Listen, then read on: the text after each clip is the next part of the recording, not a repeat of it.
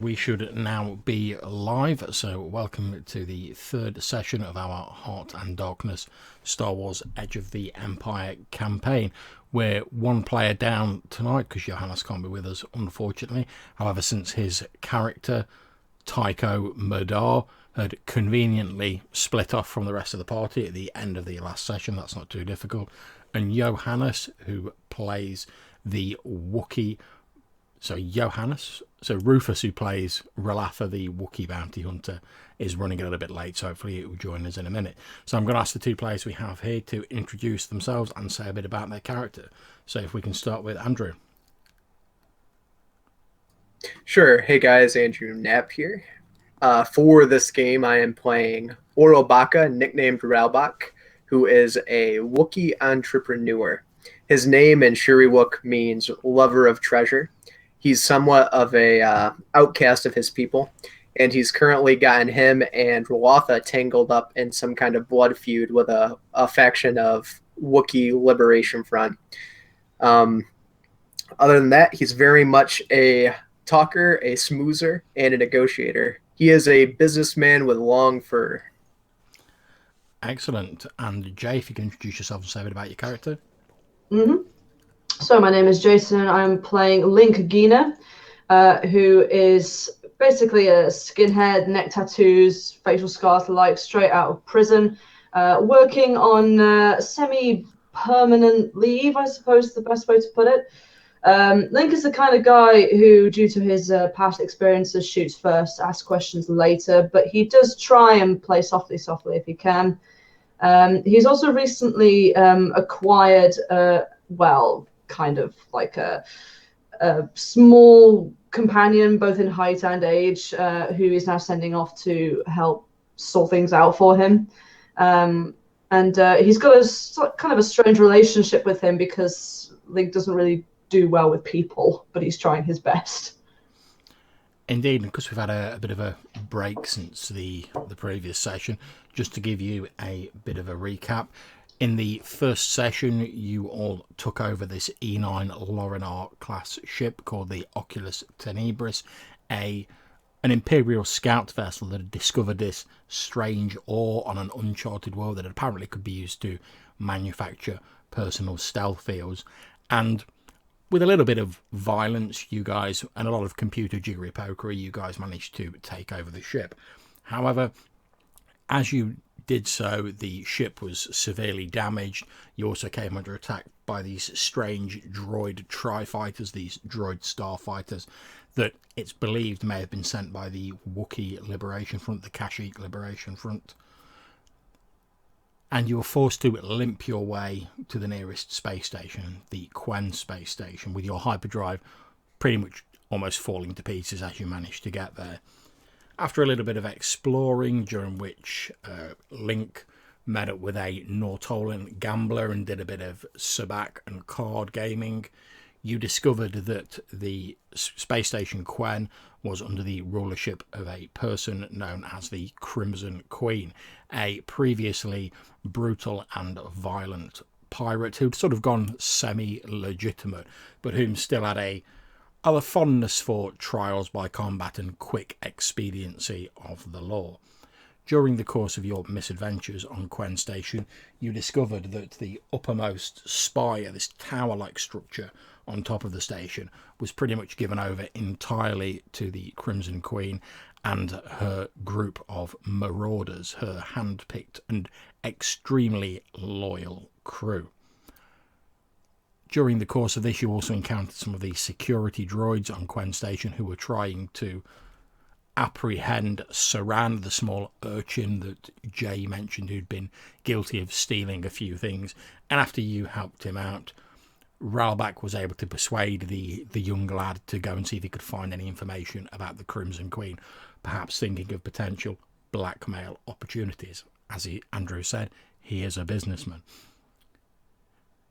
As we left it, Tycho had gone to speak to one of the droid control nodes, perhaps the central command control node, known as the Builder, and he's disappeared off, and you've not seen him since, although only a couple of hours have passed since the events of last session in-game. I'm going to say for convenience's sake, because we don't have Rufus with us at the moment, that he's actually gone back to the ship since he'd taken one of the G2 repair droids from the station and had effectively plugged it in to try and decompile and decrypt its memory banks to find out more about the station. So I'm going to say, just for convenience's sake, that he's gone back to the ship to oversee the last stages of that process, leaving yourselves, Link and Ralbak, heading towards the spire, this top tower of KWENN Station. As you're sort of heading through the main upper levels, which the upper levels are pretty much like a sort of space-going version of Las Vegas. It's very gaudy, very vulgar. Every shop is pretty much designed to cater to tourists and people who are stopping by. There's bright lights, neon flashing everywhere. There's people wearing finery, swaggering about from casinos. There's a lot of laughing, a lot of shouting, a lot of people walking around with young women on their arms, young men on their arms. The normal sort of thing you'd see in a sort of Las Vegas style place. However, as you get near the sort of spire part of KWENN Station, you notice that all of this gaudiness starts to fade out and slowly disappear until you find yourself walking down these very crisp, very clean white corridors, almost immaculately clean. You also notice as you're walking down the corridors with Tin Man sort of like boop, boop, boop, boop, boop, shuffling along slowly behind you, that you've not really seen any of the security guards, these droids that seem almost ubiquitous with KWENN Station, for quite some time. As you're walking through the main area, they're pretty much posted at regular intervals throughout the place to keep a tight lockdown on security, because anything that's bad for business is bad for KWENN Station, since it seems to make a lot of its money via tourism and the money people spend gambling here. But as you're entering this sort of cleanly lit white area, you realise you've probably not seen a security droid for about the last 15 minutes.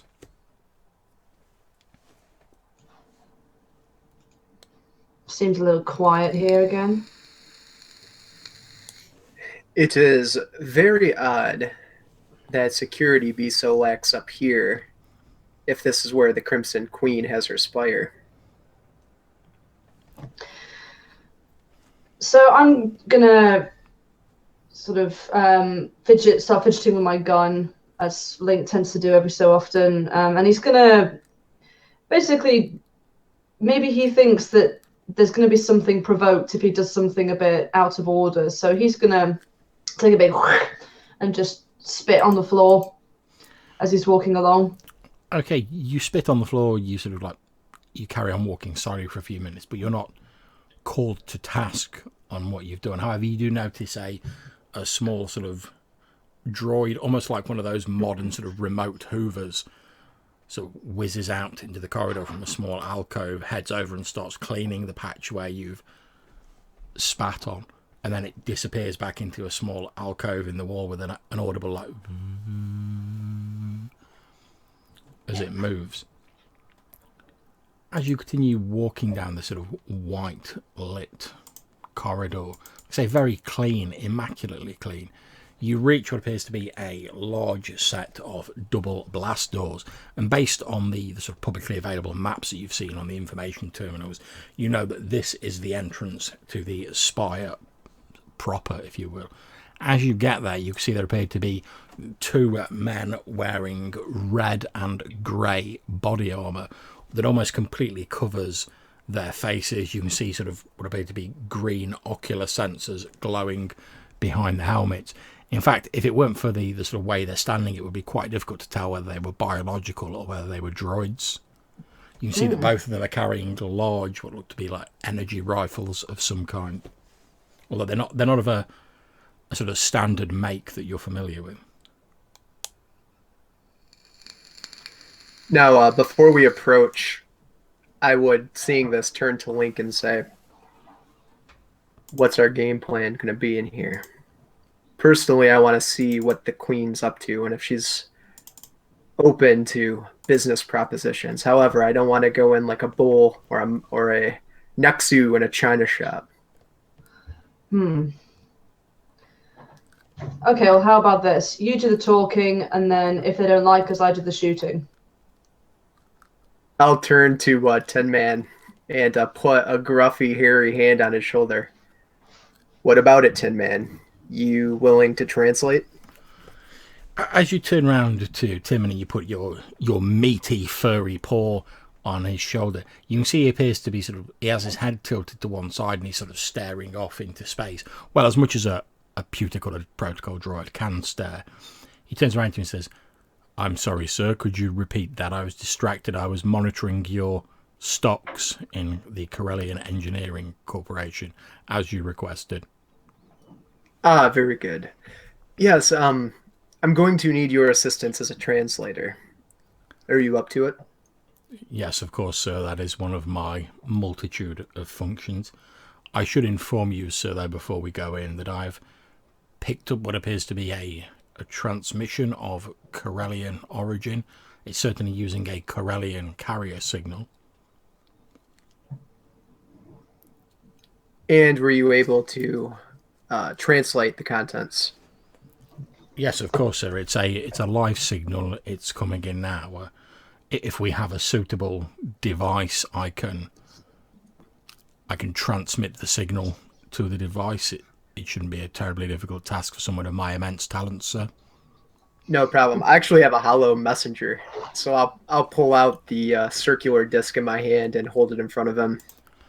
Okay, he takes it off you, turns it round, and then pretty much like puts his finger into the input port of the hollow emitter. It flickers for a few moments, and then what appears to be the blue flickering form of a familiar, certainly to Link, Nortolan's face appears hovering above the hollow emitter. You recognise it as the Nortolan Remo Taylor that you played Sabak with earlier on one of the upper level casinos. As the hollow emitter flickers into life, you seem to have come in mid-conversation. Tin Man looks at you in a slightly quieter voice. Railback says, "I'm afraid I can't get much on the identity of who he's calling. The signal is encrypted, although it seems as though they're keen for it not to be picked up by station personnel. It's using a sub-band carrier wave. I only noticed it since it has similarities to the carrier waves that I use to monitor your stock options, sir."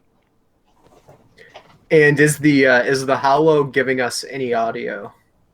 Just a moment, sir. I'm just downloading the audio now. And as he says that, the hollow image flickers slightly, then winks back on into like full sort of light blue, and you hear the slightly hushed voice of the Nortolan say, "Yes, of course I can sort it out for you."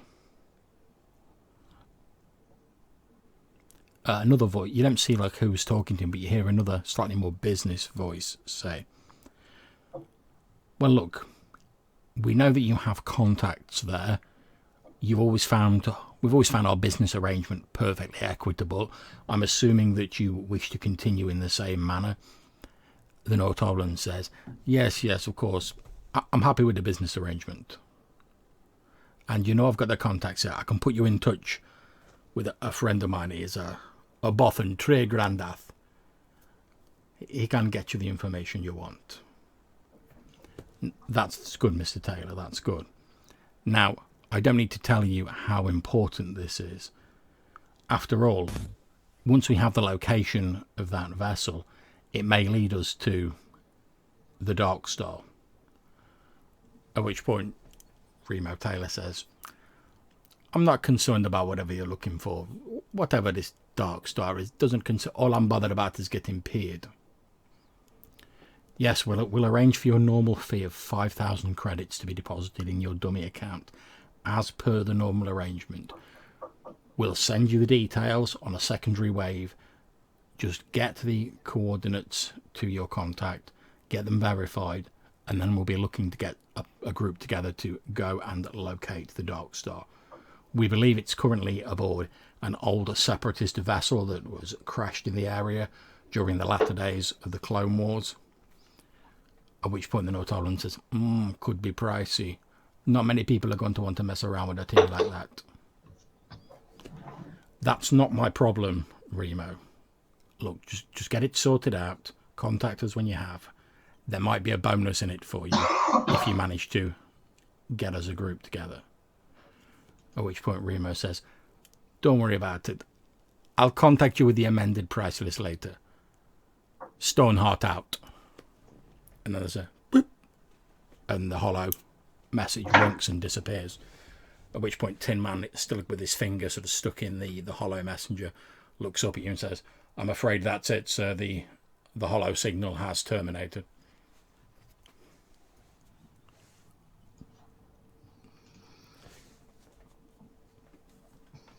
Wow. Looks like gambling's not the only thing he does. Very interesting. A separatist vessel. Haven't heard talk of that since I was inside. Does the phrase Dark Star mean anything to you, Link? I would assume it does, John. Would you like to make me some form of knowledge roll? Sure. Let's see. What kind of knowledge skill would it be? I would say probably Outer Rim or perhaps Underworld. If you have any military knowledge, you could use that. No military, but I do have a bit better in the Underworld skill, so... That's fine. It'll be difficulty 3. Okay. A threat and a triumph. Okay. You do vaguely remember hearing some sort of odd rumours about some sort of weapon that was being reputedly worked on in the last age of the Clone Wars, when it became obvious that the Separatists weren't going to win the war.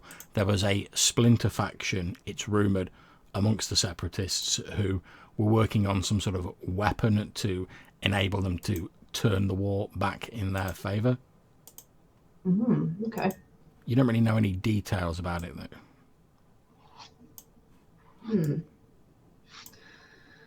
A weapon to turn them back in their favour.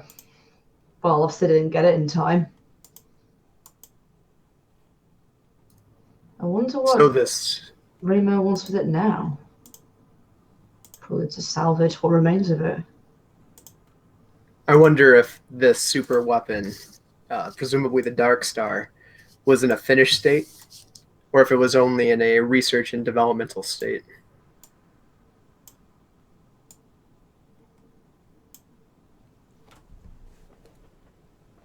Sorry, is that for me or for John? I'm saying that to you, Link. Okay. I wouldn't know, to be honest. I don't really know much about this Dark Star, only from what I told you. Might be possible for us to track down somebody with more knowledge of the Separatists and their engagement during the Clone Wars in the late Republic. If this weapon's somehow out there and simply defunct and able to be repaired, it would be a great asset, no doubt. Especially to a less than savory organization like the Consortium. He said with pride. Well, this guy Remo, he seemed to be on good terms with me, but I don't know. Maybe if we get our hands too dirty, then he'll become a bit dirty himself. There was mention of individual, the Stoneheart, the one that seems to be employing him. Yeah. Stoneheart had said that there would be a bonus involved for Remo if he was able to get a group to assist him. We're currently looking for money. Yeah, true. Well, maybe I'll get in touch with this Remo again. I'll turn and look at the double blast doors in front of me. Perhaps we should go and look for Remo now. I have a feeling once we crack open this oyster, there's not going to be any going back. The Queen might not be aware of us, but if we go in there and start trying to pitch deals and ask questions, we're not going to be able to unring that bell. Yeah, you're right. Okay, so while you guys are talking about that, just to bring Relata into it, what I basically said, Rufus, is that you sort of stepped aside for a bit to check on the progress of the the G2 droid that you'd left with its memory banks decompiling back on the ship. Pretty much you've got all of the sort of outer areas, the more sort of publicly accessible areas of its memory downloaded and freely available to you now, which will effectively you can use to justify having a boost dice when it relates to like the maintenance routines or the security patrols that are going on in the station, because you've pretty much got like the patrols for the next few weeks, like the routes they're going to take, etc. Awesome. So you've sort of finished checking that on your datapad, etc. Obviously, having gone with these guys to where the spire of the KWENN station begins, which is where the Marauder squad and the Crimson Queen reputedly hang out. So as you finish checking out, you walk down this corridor, and as I was saying to the other guys, if the sort of upper levels of the station are pretty much like Space Vegas, as you sort of got nearer to the area where there's these double blast doors leading to the spire proper, everything's become noticeably cleaner and whiter. The gaudy neon of the upper levels has faded into the background, and as you walk around the corner, you see your two companions, Link and Ralback, sort of stood about 25 feet away from where there's a couple of crimson clad guards holding energy rifles, one standing either side of this blast door. They appear to be having like a hushed conversation. My companions with the guards, or the guards with each other? It's your companions with each other. Oh, okay. I walk up to them. Okay, you guys are the like boom, boom, boom, boom, boom, of Relata walking down the corridor. He's not subtle. Nice timing. What did I miss? Well, it seems like we may get some work after all, and I'm about to go and get that work for you. I say it slightly less loud than I normally talk, given that our discussion is clandestine. But I say, well, I got access to the patrols and so whatsoever on of the station for the few next cycles, so we might be able to move around a bit more safely if we ever get heat on our heads. Okay, as you're saying this, Relata, you look around obviously to make sure that like the guards aren't listening in, but it appears you're safe. They appear to be having like a conversation of their own with each other, and in fact, as you finish speaking, you hear one of them just say, "Look, shut up. You know what happened to old Silas. You don't want the same to happen to you." And the other one goes, "Look, all I'm saying is I miss the old days when we were out pirating. We were out there on our own. We didn't have to follow any rules. If we saw something we want, we just went out there. We took it. The Marauder squadron was feared throughout the sector. And now look at us. We're babysitting a space station." He's like, the other guard goes, "Look, just take that shit that you're saying now, squeeze it into a tiny ball, lock it in a safe, push the safe off the bridge into a lake that no one's ever going to visit. It's not healthy to talk that way. You don't want the Queen to hear about it. You saw what she did to old Silas with that laser sword of hers. Straight off with his head, just like that." "Yeah, well, I suppose you're right," says the other one.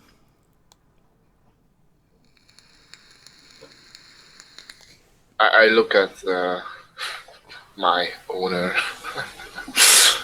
Ralbach, and with a questioning face, like, "Did you hear that?"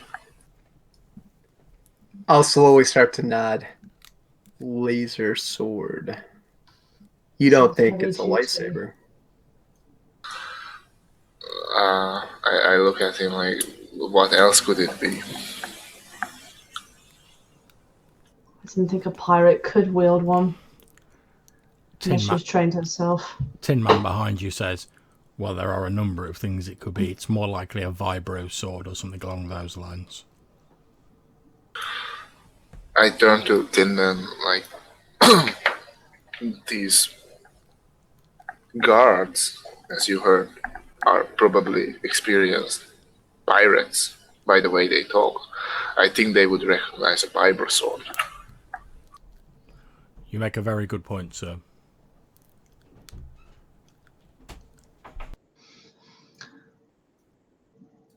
So, do you still want me to go and find Remo? That would be my suggestion, though. I'm interested to hear what Rolotha has to say. Which do you prefer, Rolotha? Go for the work or go for the queen?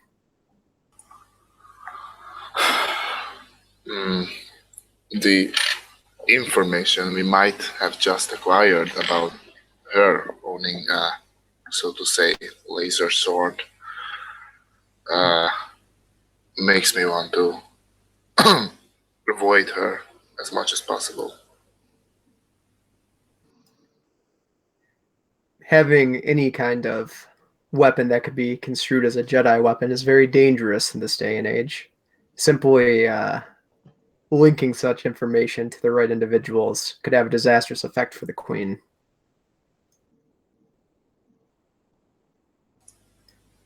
I suppose you are right, but do we want to be here when those disastrous consequences arrive with their Star Destroyers?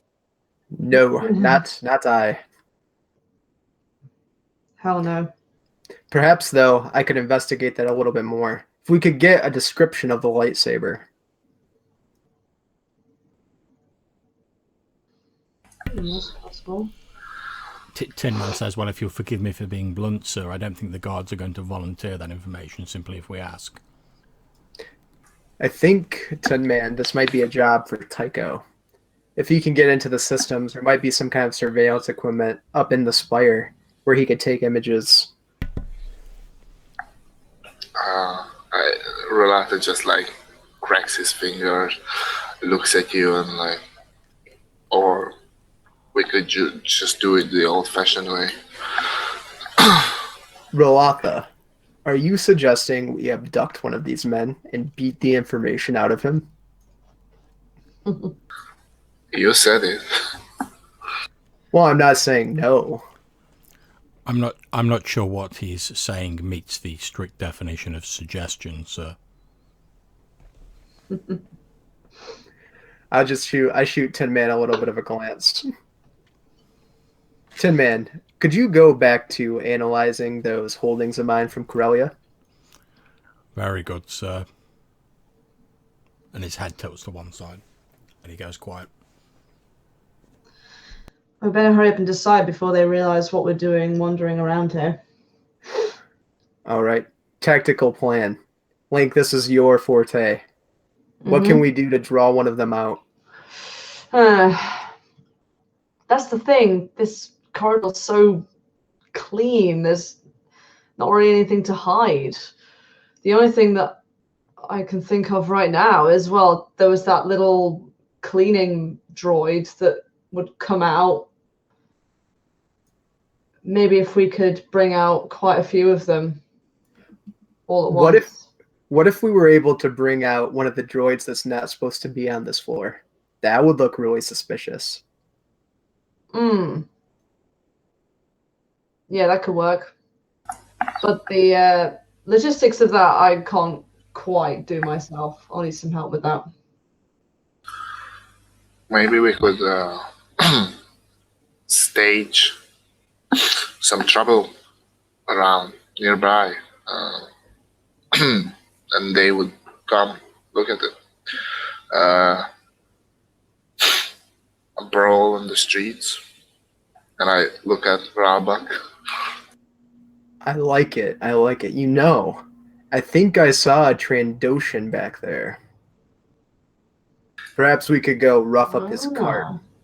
You can see like Ramata is like being filled with anger, even the mention of the name Trandoshan.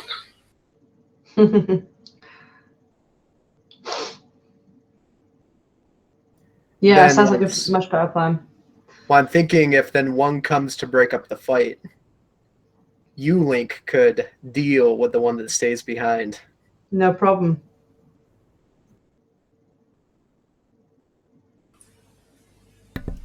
Okay, so what's the plan, guys?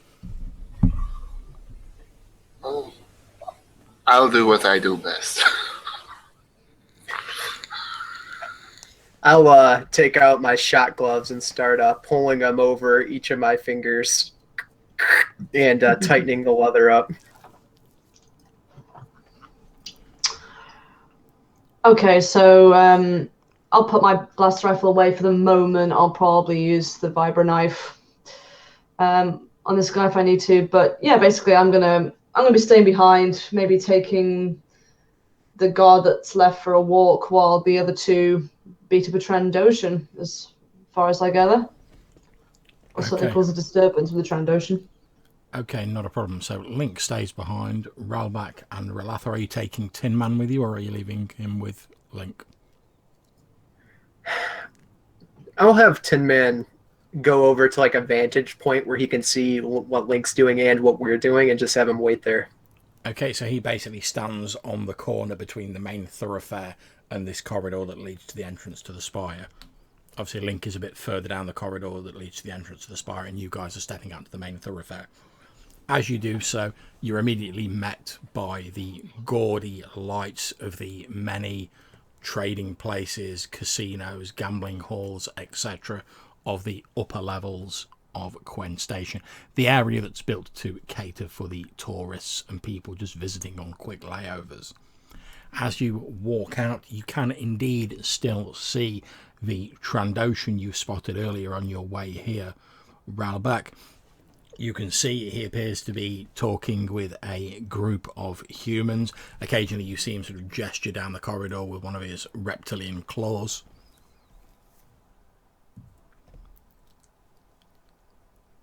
There he is. Look at him. Polished scales, too. Finery unfit for such a monster. You are one to talk. As you're both I look good. as you're both having this debate and sort of looking over at the Trandoshan, you can see he has what appears to be a large axe sort of strapped across his back. There's various bits of circuitry like implanted where the handle meets the blade. You can see the humans he's talking to, they're all sort of, although all their weapons are holstered, they all have weapons on them, since obviously sort of carrying them ready for combat is illegal here, but they've all got them holstered and sort of fastened away.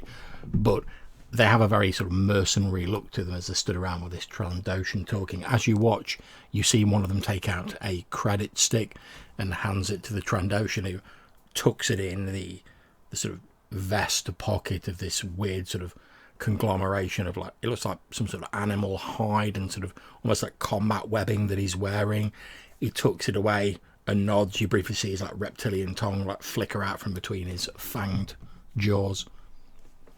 He hisses something in his own language to the humans. One of them nods, and then the humans start walking away from him. He turns around and starts walking in the opposite direction, which will take him past you guys.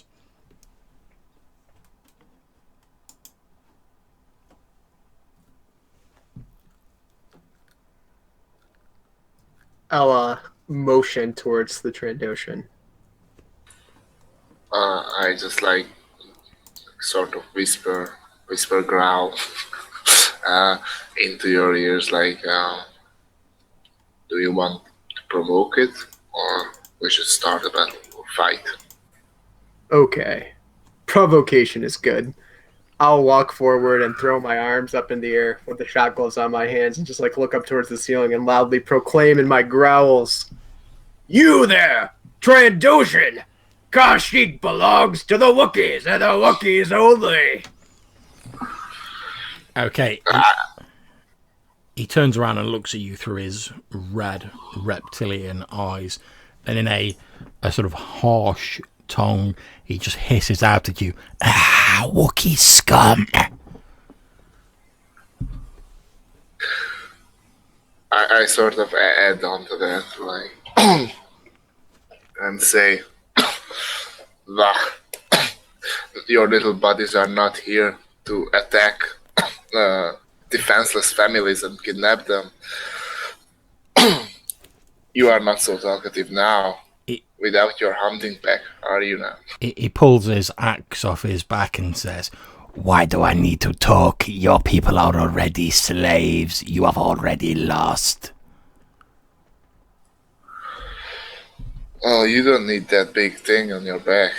Come here and face me like a warrior with your fists.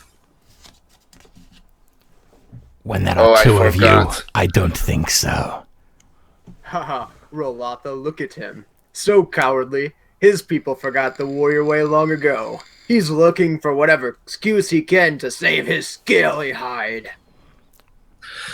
You're right. I hear their regenerative powers are great. I think he's going to be needing them. There is only one thing that Wookiees are good for. There is a merchant on the second level of this station who does a nice line in fur coats. Perhaps you should apply to him for some employment suitable of your talents. I'm going to smack my shot gloves together and start half circling around him in the opposite direction of Rolotha. And I'm going to say, I hear reptiles have many offspring. It's good you have a large brood. You'll need successors. Then will you face me one at a time, or are you too cowardly to take your own warrior's advice? Pitiful warriors that you are. Anytime, anywhere, choose! Why And now I'll wait, point at myself, Wookie? too. And he just sort of like reaches forward and gestures with like a clawed finger.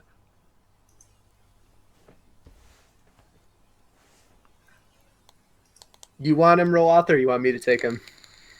Just a second. I'm like checking some.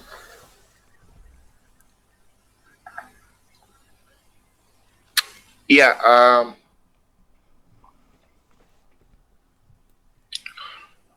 I gestured that it really doesn't matter to me. It could go either way.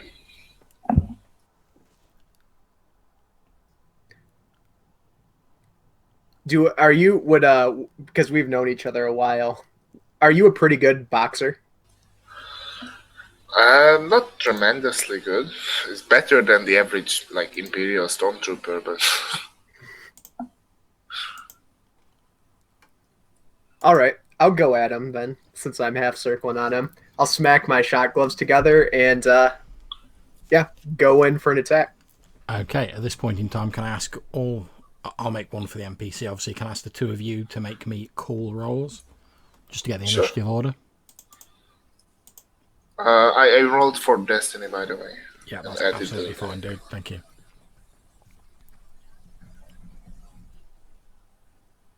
Oh. I'm not very cool, apparently. Oh, just Yeah, that's fine. with it.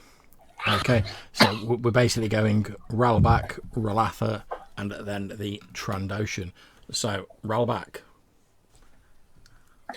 What distance does this engagement start at, John? You've been sort of walking towards each other, sort of facing up and fronting off against each other as you've been doing this. So you're pretty much at sort of like close range now. Excellent. So I will engage him with a maneuver and then aim with a maneuver. So I'll take 2 strain. Not a problem. And I am going to come in with the shot gloves. Okay, go I'll for use it. a destiny point to upgrade. Does he have any defense, John? He does not. All right. Looks good. Here we go. Ooh, man. 3 advantages. Okay, so you've not actually managed to damage him yourself, but I'll say that you've sort of maneuvered him, so effectively he's like fighting with his back to Relata at the moment. He's not been able to sort of like keep an eye on Relata because he's too busy like sort of fending you off. Excellent. Could I then, with the 3 advantages, can that transfer over to an upgrade on an attack It can indeed. for Rolotha? Yeah, not a problem. Okay, so you see Ralback go in Relatha and he's like delivering these punches, the Trandoshan's like blocking them, with the blade of this big axe he's got. As the shock gloves and the blade of the axe hit together, you see electricity crackling around both of them. The sort of smell of ozone fills the air in the corridor. A few people have people have just started like vacating the area around you guys as you're throwing down. Yeah, well, I ain't gonna respect the warriors, man. And just have at him from behind. Okay, not a problem. Make your attack roll. With the upgrade, it's 3 yellow, so I got success in 2. Okay, how much damage are you doing? What is the unarmed damage normally? I believe it's your brawl. Let me just check that for you. I think it's brawn plus successes. Yes, that's right. Okay. So then that's like 4 damage. And I think, yeah, I should check I think it probably has some, yeah, it has disorient 1, knockdown, and stun setting. So I activate the knockdown with my 2 advantages and push him to the ground with the 2 advantage. Okay, not a problem. You knock him to the ground, so I'm going to give him a setback dice for sort of fighting on the ground, basically. Okay, so he's going to try and, since he's still effectively got Ralbak in front of him, he can't reach over himself to get at you, Ratha. So he's just going to like, swing his axe from where he's lying at Ralbak's legs.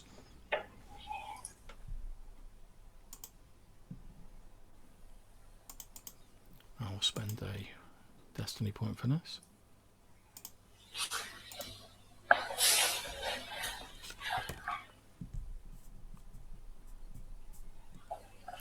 Okay, here we go. He's going to take an aim. Wow. Okay. Okay, you will be taking 8 damage from that. Ralbak, 8 wounds.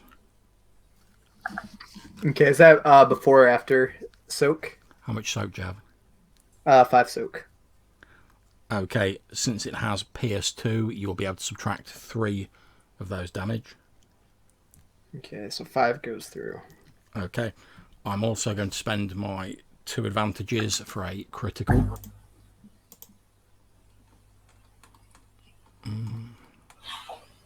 Which I get a plus 30 on since it's a vibro-axe. Okay, can I ask you to roll me a D100, please, Andrew? Yes, sir. 21. Okay, so that becomes 51. Okay, you have taken a severity 2 fearsome wound. The difficulty of all presence and willpower checks is increased by 1 until the end of the encounter. So what happens is, lying on the floor, this Trandoshan swings this huge vibro-axe, almost like severing one of your legs, Ralbak, leaving this huge, ugly-looking scar sort of from your midriff down your left leg. You feel the blood matting in your fur and sort of pooling by your foot as it does so. You probably have to give vent to a sort of scream of pain since it is extremely painful. You hear the soft hissing laughter of the Trandoshan as he sort of swings his axe free and a splatter of your blood goes against the wall of the section.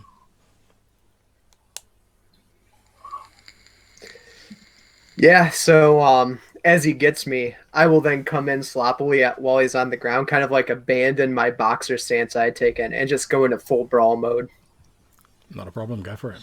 And with a move I can only describe as being from the school of Starfleet, I cup both of my hands together and windmill it above my head like a jackhammer. Nice. Okay. He's a light side point. I'm also going to take 2 strains so I can double aim. Mm-hmm.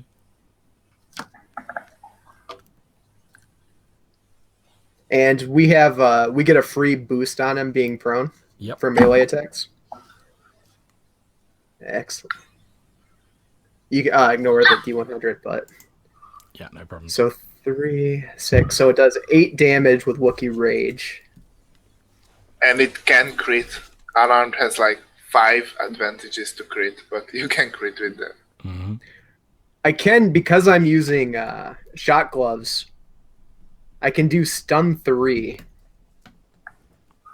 What does stun do? I forgot. Stun. One sec here. Let's close the page.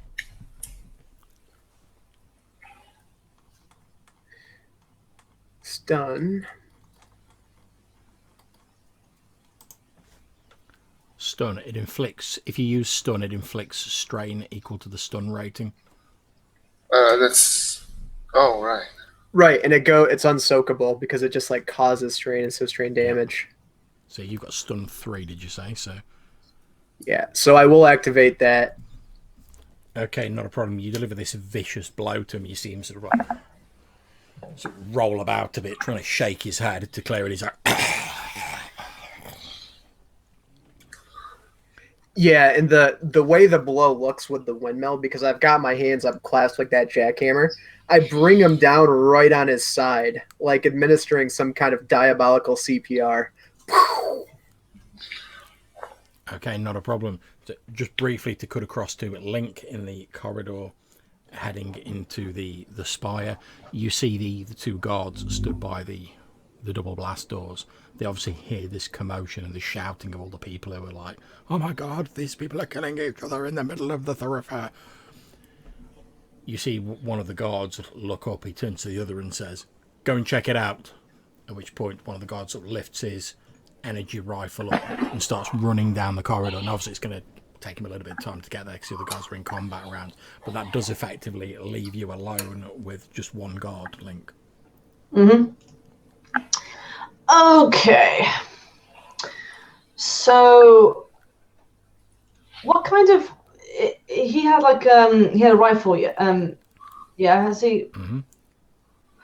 Well, sorry, what I was going to say was, do I know if he's got that set on a specific setting, like either stun or kill, that kind of thing? I'll tell you what, make me have you got ranged heavy? I do indeed. Make me a ranged heavy roll, see what you can work out about this gun. Okay, difficulty? Difficulty is 2. Boom. Okay, you think from looking at it, it's some sort of heavy riot gun, effectively. They're normally set to like stun by default, but they can be turned off stun, but the default setting is stun. Okay. Right, what I might do, I might actually change my tactics a little bit. I'll get out my own rifle, set it to stun, Okay. and take a shot on him. That way he'll be sort of frazzled on the floor, and I can get him from there. Now, because obviously you're going to be drawing a rifle, he's already got his drawn. Mm-hmm. Are you going to be trying to sort of like stealthily drawing the rifle out so that he doesn't notice and you can shoot him, or are you just going to quickly try and like whip the rifle out and like... Yeah, essentially do it as fast as I can, and I've got the talent quick draw. If you get the talent quick draw, that's absolutely fine, not a problem. So we'll assume that you're going to get to do your shot first because he's not really expecting any trouble. You're just some person that stood in the corridor. So you whoop out your gun to aim at this guy and make your shot. Same difficulty? Indeed. Okay. Ooh! And tell me what the damage is. Okay, so no crit, but okay, if I have a damage is 9. Okay, not a problem. You see him turn around and he starts raising up his rifle to shoot at you. There's a poof of energy as you fire this sort of stun bolt into him. He stands still for a moment, then his arms just like drop down, his rifle falls to the floor out of his hands, and he just like pitches forward onto his face in the corridor. Cool. I'm gonna kick the rifle away from him. Not a problem. Straight away. You kick it down the corridor, it like slides off down the corridor. I'm going to jump back to the 2 Wookiees momentarily. Okay, we left it was Relatha. You can see that this Trandoshion's still like shaking his head, like trying to clear his vision slightly after the mighty overhead Captain Kirk style blow from Ralbach. Okay, and Link just shot the one that was approaching us? No, it was the one who stayed in the corridor. The one who's approaching you hasn't got there yet, 'cause obviously you're in combat rounds. Link wasn't. He's as far as you're concerned, he's still running down the corridor towards you guys. Okay, I just wasn't sure. I think I have.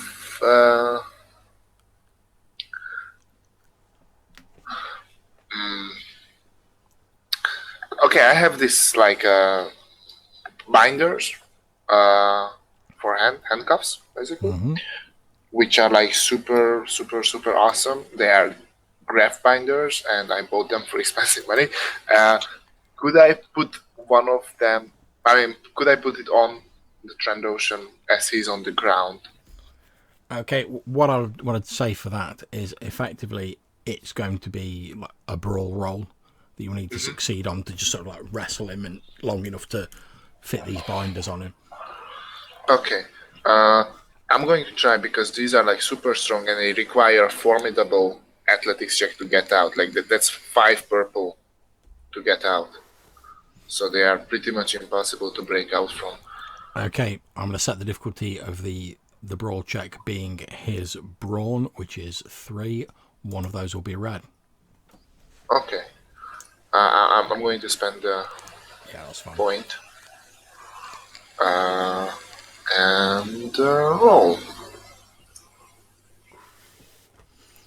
Yep, not a problem. As he's distracted and still sort of like trying to get himself free, you basically grab his arm, pulling it away from the axe, or twist his arms up behind his back and snap these binders on him, which one is that? And he struggles a bit. You can see him straining against these binders, but certainly at the minute he's not managed to get free.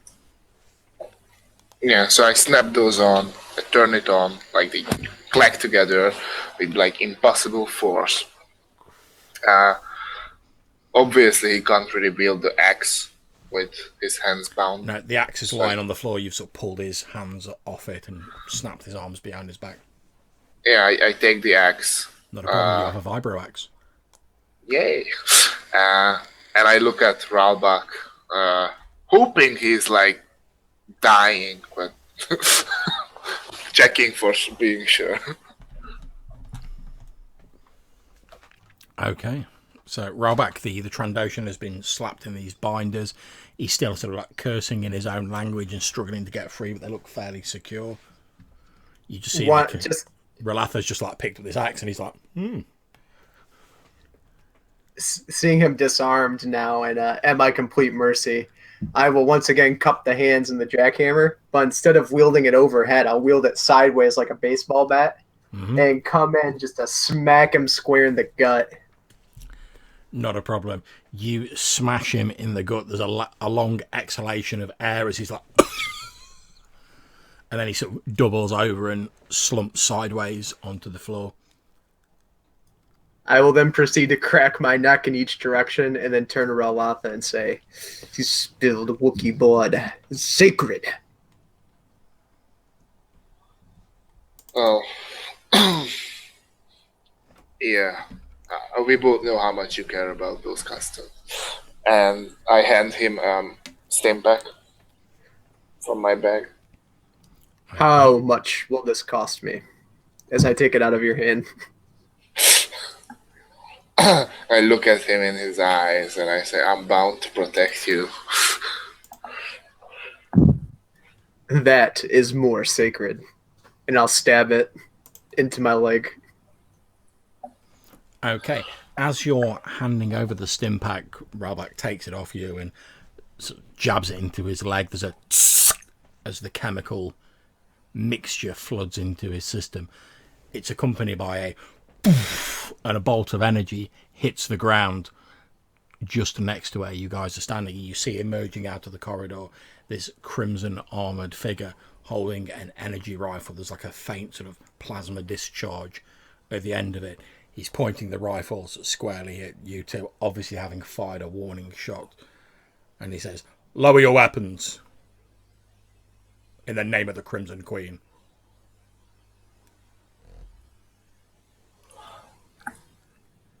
Yeah, I will slowly unbuckle my left glove and my right glove and let them drop off of my suit. Sorry, I didn't hear. Did you lower your weapon? Yeah, I unbuckled my shot gloves basically and let them fall. Okay, what? I think I have quick draw. Okay, that'll certainly allow you to get a weapon out more quickly than he can react. And I want to check. I think I have it because of the weapon modification of overhead sling, over shoulder sling. Just the computer is not very fast. No problems.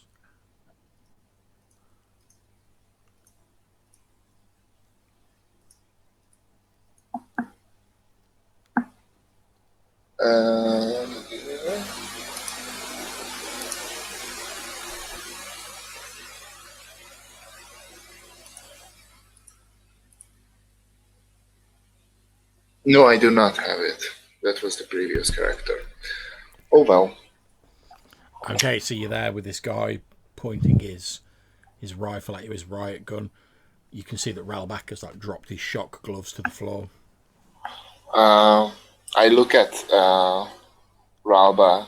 Does he really want me to drop the weapon? I'll say very quietly with like a gruff bark, "This man is a mercenary, a pirate, nothing more. His loyalty can be bought." I shrug and I drop the Vibro X. The bowcaster is still on my back, but it's not in my reach as of now. Okay, so holding his rifle in one hand, the crimson armoured figure reaches up to his helmet, presses a hand to the side of it, and then he says, "This is Jerome requesting security droids to level 56. Repeat, request security droids to level 56. 3 armed hostiles." And I'm going to slowly, with my right hand, reach down towards my belt. I'm going to put my left hand out like "do not shoot" and grab something that seems to be like protruding from it. That almost looks like a clip. And I'm going to slowly hold it up in front of me, and it's a credit chit. Okay, nice. So you're attempting to bribe him, am I correct?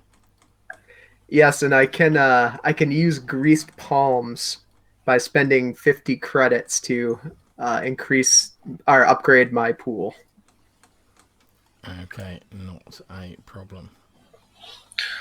I am also like, since I know where the security droids are coming from, because of the data, I like sort of like half turn that direction and just anticipating. Yeah, you're pretty sure you know where they're going to come from. Yeah. Okay, so would you like to make me an appropriate roll to bribe this person? Yes, I will roll charm. Yep, the difficulty is 2 purple. However, you have 1 disadvantage dice, 1 setback dice, sorry, due to their intense loyalty to the Crimson Queen. Okay, and I will use greased palm, so that cost me 50 credits. So as where the chit would normally be 250, it's a 300 credit chit instead. And I'll hold it up and raise my Wookiee eyebrows. Shit. 3 advantages. Okay, still keeping the rifle on you, he walks towards you with his other hand, takes the credit chit off you, and then says, "The security droids are already on their way. I advise you not to be here when they arrive. Go on, get out of here. Don't let me see your faces around here again." Start nodding. Can I look and see how is Link doing? You'd have to walk past this guy to the sort of like the T-junction. Okay, well, okay, and then I just like take the Trandoshan up from the ground. As you start reaching down for him, the guard says, "Leave him here. The security droids will expect there to be someone here." Okay, then I just like quickly snap the binders off from the ground and hurry away. Yeah, I will grab my shot gloves before I take off, but then run. Also, the Vibrex. Yeah, not a problem. The guard makes no effort to stop you scooping up the axe as you two beat a hasty retreat. As I'm like leaving, I turn to Ralbach and we should tell Link to drag the other guard to safety because we didn't manage to capture this one. Agreed. And can we see Tin Man as we're running in that direction, John? Yeah, you can see him still stood on the corner of the sort of T-junction. I'm gonna give him like Wookiee sign with my hand, like just wave it and go like. Ooh! Okay, what message are you trying to convey to him? He has no idea what I'm trying to do. Like in my mind, I'm trying to ask him to send me an update on Link's position, but it would just be nonsense to him. Okay, at this point, I'm handing you a comlink. So I'm growling and I pick up the comlink and then I will shoot it over to Tin Man and say, Tin Man, did Link succeed? Yes, he's incapacitated one of the guards. We are hot off of a crime scene. Could you go to Link and tell him to remove the guard's body? We need to take him somewhere safe. Yes, of course, sir. Okay, so Link, while you've just kicked the rifle away, you hear this boop, boop, boop, boop, boop, boop, and you see Tin Man sort of shuffling his way down the corridor towards you. He says, "Excuse me, sir, my lord and master wishes to inform you that they are," I believe his words were, "hot from a crime scene, and that you should take the body of this person," and he points with a pewter arm at the guard. "You should take him elsewhere so that they can question him, sir." Oh, fair enough. And quite effortlessly, I sort of slump him over my shoulder and start moving. Did they say anywhere specific, Tin Man?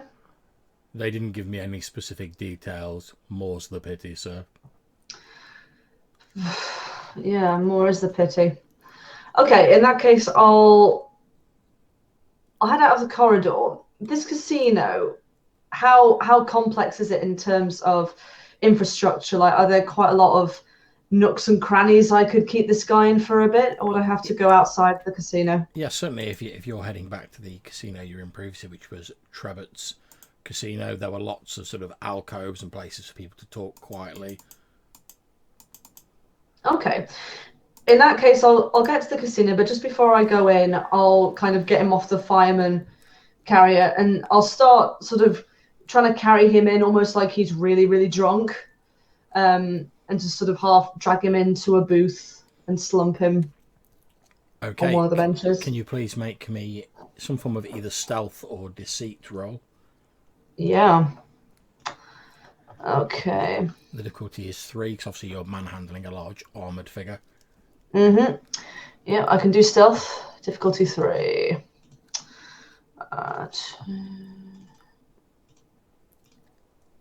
Oh. Oh dear. Okay, so we're looking at 2 threats. So with the fact you've got 2 threats, you run into someone who spots you carrying this unfortunately unconscious guard, and this is where I'm actually going to go into our tide change for the evening. So I'm going to ask each of you to suggest the unfortunate party that Link has run into whilst he's trying to shuffle this guard through the corridors. So I'll start with Andrew. Andrew, who has Link encountered? Bear in mind this is a threat, so it's presumably someone who's either hostile or at least not inclined to help. It is a young, fiery Corellian woman that the Queen has been training as an apprentice. Wow, that's bad. Thanks, Andrew. Hey, don't hold back, Andrew. You know, just go for it. Okay, that's absolutely grand. Okay, Rufus, what about yourself? I think someone who Link wronged in the past and has a score to settle.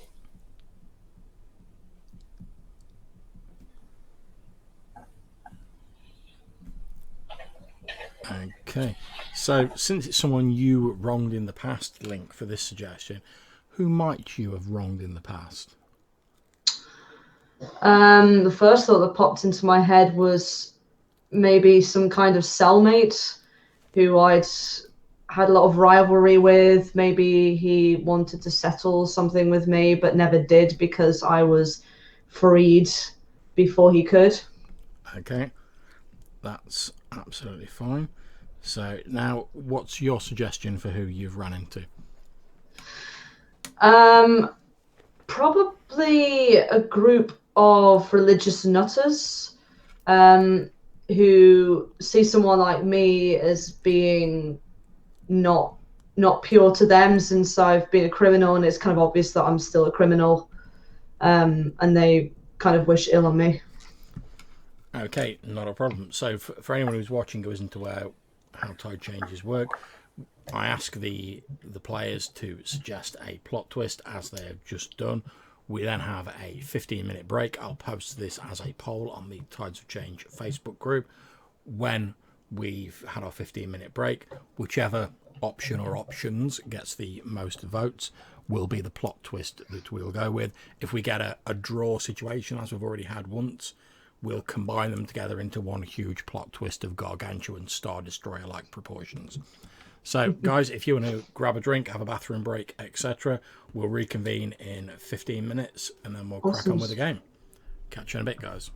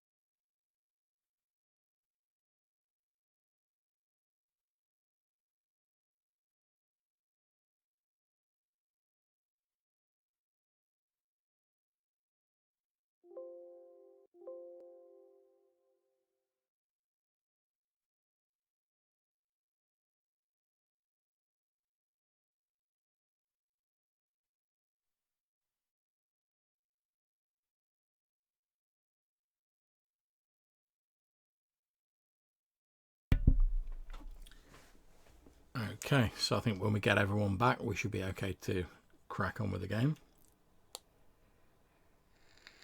Okay, I'm here.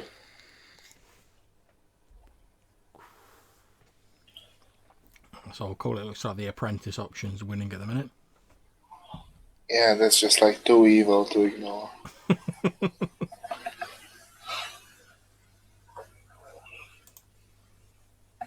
Oh man, traffic was like horrible today. I missed my bus, so I missed my train, and I had to wait extra 30 minutes. Let's have a little picture there.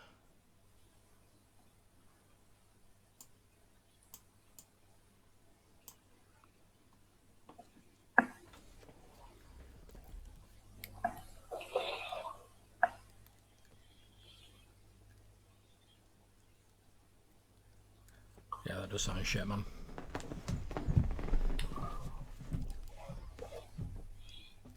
I started playing X-Wing, the miniature game, Oh yeah.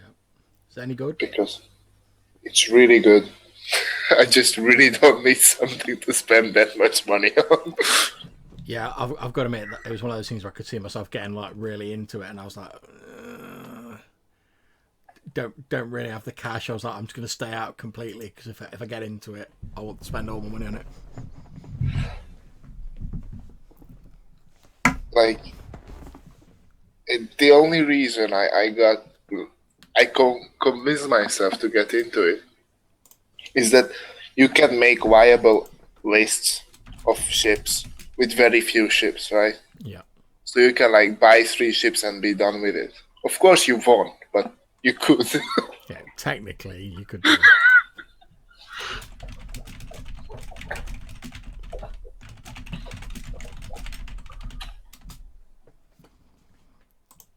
Okay, so if the rest of you guys are ready, we can carry on with the game.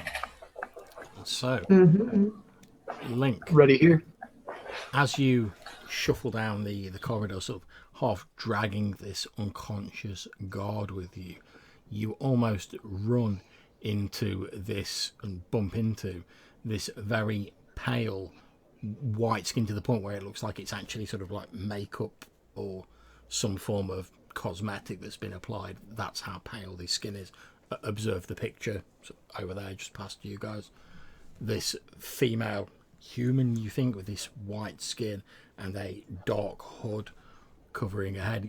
As you bump into her, she looks down and you see her eyes widen ever so slightly when she blatantly sees this like body that you're like hefting down the corridor, and with a slight sneer to her lips, she says, well, and where would you be going with one of the personal guard of the Crimson Queen? Well, he's had a tough night, to be honest. He's got a day off.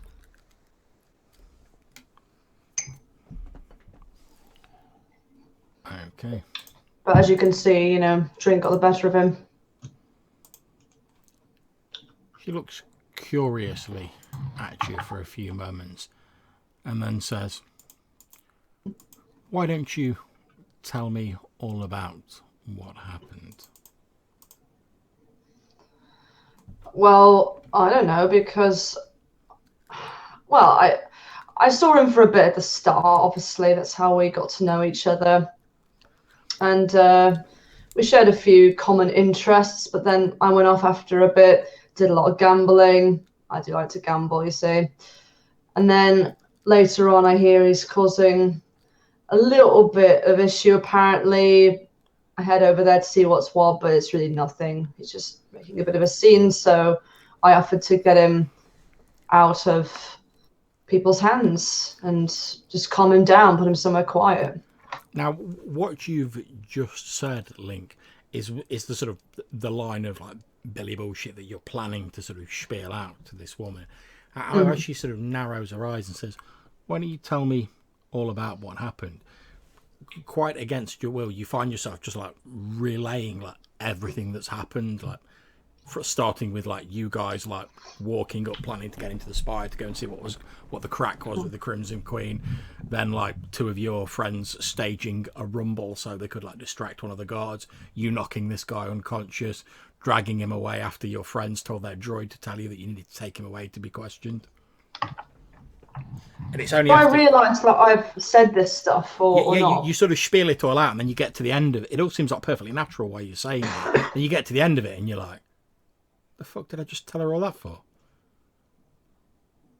Wait, no, that's not what I said.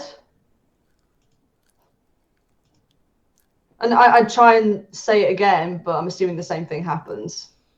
No, as you say it the second time, you can spiel off your line of BS to her. Absolutely fine. You Okay. notice that she has a slight grin on her face. So yeah, if you don't mind, can you like get out of the way? I mind a great deal. I found your first story far more convincing. Now, if you'll please just leave the guard here and go about your business. Or are you his wife or something? No, my name is Talia de Winter. I'm the apprentice of the Crimson Queen. Apprentice? Yes. What in? I'm a student of her ways. Oh, so like one day you'll get to own a ship or something. Is that what you're saying? Perhaps. I suppose if I were to use the old way of describing, again, if she sort of throws a hand around gesturing to the corridor, you might say that one day all of this will be mine. As she gestures around, I'm gonna try, like I did with the other guard, very quickly get out my rifle and stun her. Okay, not a problem. You draw your rifle, however, at the same moment, she springs back. Her sort of robe that she's wearing flows out behind her, and sort of with a similar speed to yourself, although she appears to move almost lazily. You see her hands reach inside her robe, and she pulls out a long, thin vibro sword. John, can I spend the destiny point for have us arrive at this moment? That is absolutely fine. I don't object to that at all. And Oh. I shall do so. Okay, so the two of you sort of like basically running away from this guard, like, oh, well, where should we go? Where we meet up? And you're like, oh yeah, I remember that that gambling establishment that Link said he went to, where he met the Nautilin.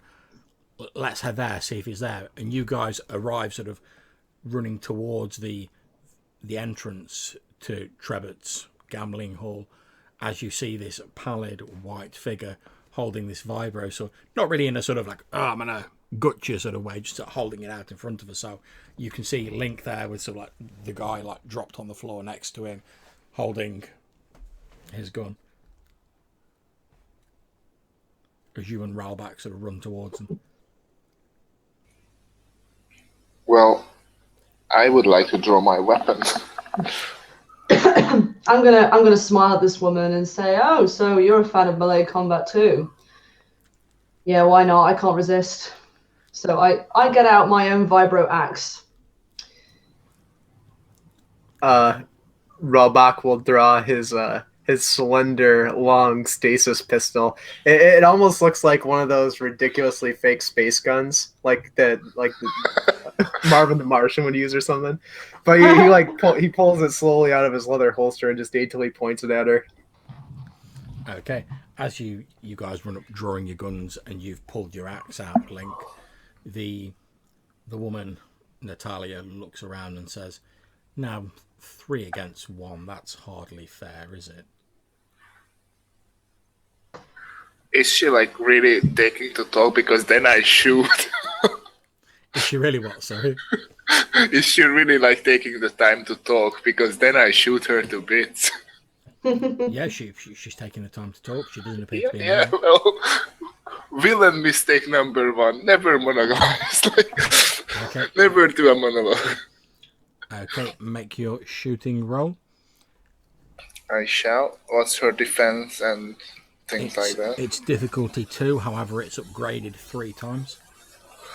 Well, that's unfortunate to know. More for her that my bowcaster doesn't do like stun damage, so it's going live. So it's a bowcaster. Yeah.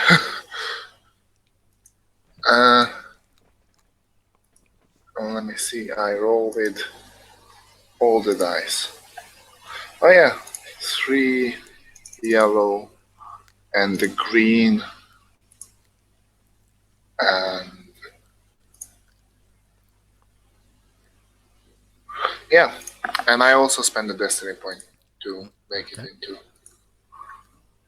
4. Well, Okay, what's your damage? my damage is insane. It deals,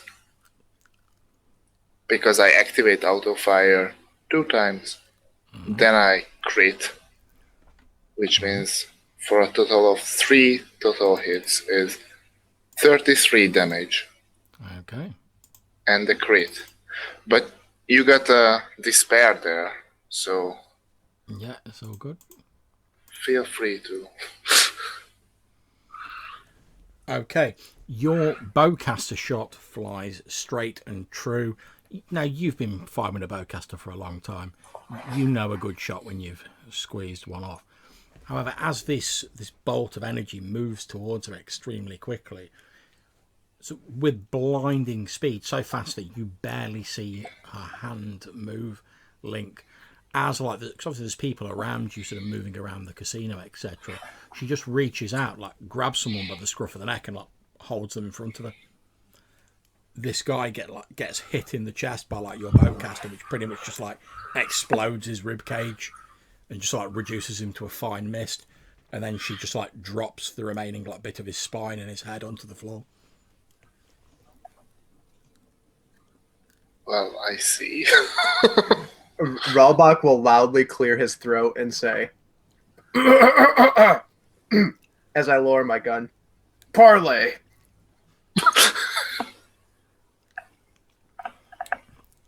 She looks at you, Link, and says, "What is that thing saying?" He's not saying anything, and I'm gonna advance forward and try and get her, because at this point Link has been so desperate to do this. He's not going to back down now, even if his friend says parlay. Okay, not a problem. So from where you are, Ralbach, you hear this woman say, "What is that creature saying?" Link's up. "It's nothing. Don't worry about it. It's on." Ow! Okay. What I would like to do is, like, meanwhile, not actually doing something, like just like shout one, so and shoot in the air so people clear away, so she can't do her little trick anymore. Okay. You fire in the air. People start screaming and running about and panicking. Okay. I'm going to ask you all to make call rolls now, please, so we can do the initiative. Okay. Also, I just realized that the fight starts and you have 4 dark destiny points, so not too keen on that.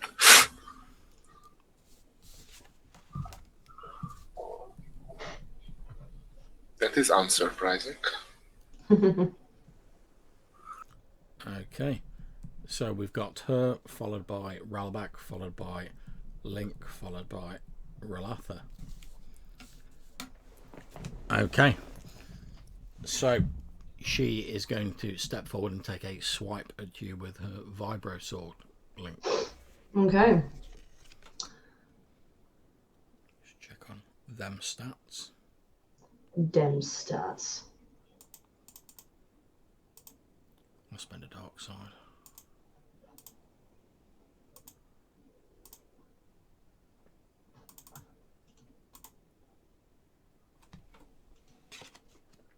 Okay.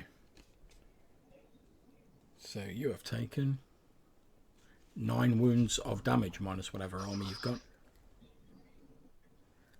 Ooh la la. However, 2 points of your armor will be ignored because it has pierce 2. Oh. Okay. She swings the sword around in an almost graceful arc and then sort of deeply cuts you across your chest on the diagonal. She flicks the vibro sword with the flourish. You can hear it humming as it's been activated. There's a slight sizzle from your blood that's now staining the blade. You see Link does flinch a little bit, but kind of unnatural, as if he's been beaten up a lot before and he's learned how to hide it in order to be tougher. You notice she actually raises an eyebrow and says, "Impressive." Okay, I'm gonna lob an attack at her as soon as I get the chance to. Okay, not a problem. It's Ralbach's turn next. Mm-hmm. I'll forfeit it to her. Like, I'll let her take mine. Okay. You're in the hot seat, Link. Yeah, okay, so I'm gonna try and since it's a two-handed axe, I'm gonna try and sort of spin a bit, uppercut. Yep. And get this bitch. Okay. Difficulty. Okay, the difficulty is 3 red. Okay. Right. Definitely spend a destiny point Good call. to upgrade one of my. What? Sorry, which one is upgraded first? Is it a yellow if you've already got yellow, or does the green? The green upgrades first. Okay, cool. So that makes my total to 4 yellow because I'm a badass. Okay, so you've not actually managed to do a damaging hit. However, you have potentially driven your opponent into a disadvantageous situation, so you could use those to give boosts to others. Well, yeah, but also I've done a crit. You have to actually damage to a crit. Oh, I see. Okay, never mind. Okay. So do I get to describe then what this disadvantage is, or you do indeed. Describe how you sort of force her into a disadvantageous position that perhaps your fellows could take advantage of. Okay, so I'll say that while obviously she can avoid my blows pretty well, she's still very much distracted by my very heavy swipes, which maybe she's not used to, which gives the others an opportunity to go in. Indeed, as you're sort of swinging your huge vibroaxe, she's parrying your blows with this very slender sword. You can see that there's a big smile on her face. You can actually hear like a sort of a musical sounding like laughter coming from her as she's appears to be having the time of her life. Basically, she's like parrying these blows with this very thin sword, something you wouldn't have thought possible given the size of your axe versus her weapon. However, you are slowly sort of driving her back towards the entrance of the casino that she came out of. We're now going to Relata. In that case, I would like to repeat my roll. Go for it. And it was like, it will be 3 red for me. Mm-hmm. And anything else? Oh yeah, I aim, so that gives me a blue one. Let's do this. That's just 3 success. That's still 14 damage. Okay.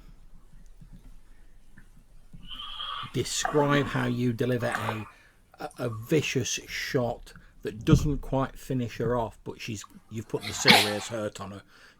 She's now looking though as like a strong wind could finish her off. Okay, so while she was like burying and having the time of her life, she like turned her back towards us, and like this massive accelerated super like bolts just like spread into her back, from her waist down up to her shoulder, across her back, just shooting. And she like screams in pain. Okay. In fact, the force of the blast is so powerful, it actually sort of throws her backwards like into the casino. You hear her sort of scream, like trail off a bit as she's like thrown through the air.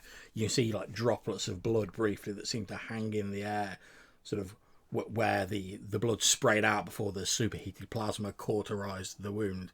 You hear like this loud thump and like shouting and screaming from inside as pretty much she's just like flown backwards into the casino and like landed in the middle of people. And like I would like to like throw the binders to Ralbach and say, "Quick, get after her." Is there by chance, John, any slot machines around the area? There are indeed. I want to run over to one of the slot machines and grab it and try to pick it up off the pedestal and hit her with it. Okay, make me a brawn roll, difficulty 2. Okay. To like wrench this thing from its moorings and like lift it up. 1 success, 2 advantage. Not a problem. There's like a groaning of metal and the snapping of wires as you like pull this slot machine out of the ground and sort of raise it high above your head.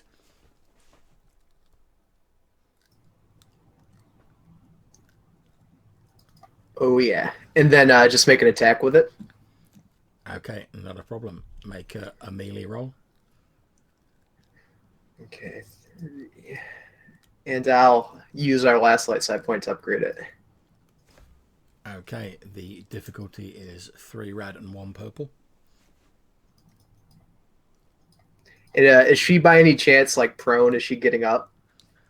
She appears to be sort of like remarkably still on, well, have flipped to her feet basically very quickly, which is quite impressive given that there's this massive scorch mark which is pretty much covering the entirety of like the left hand side of her body. All right, I shall use 2 strain then and aim. Here we go. This is going to be ugly. Need some luck. Oh my gosh, that is remarkable.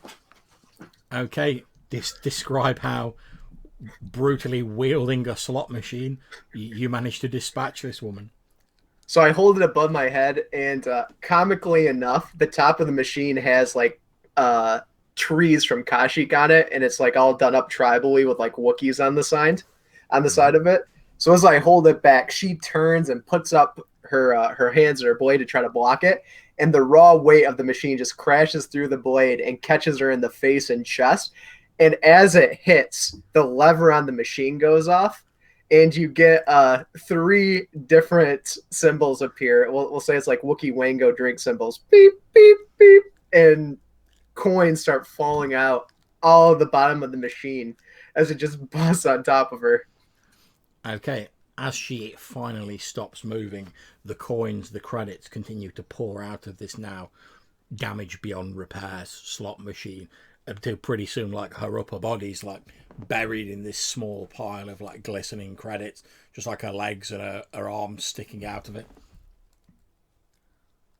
And I'll yell at Shuriwook, "Jackpot!"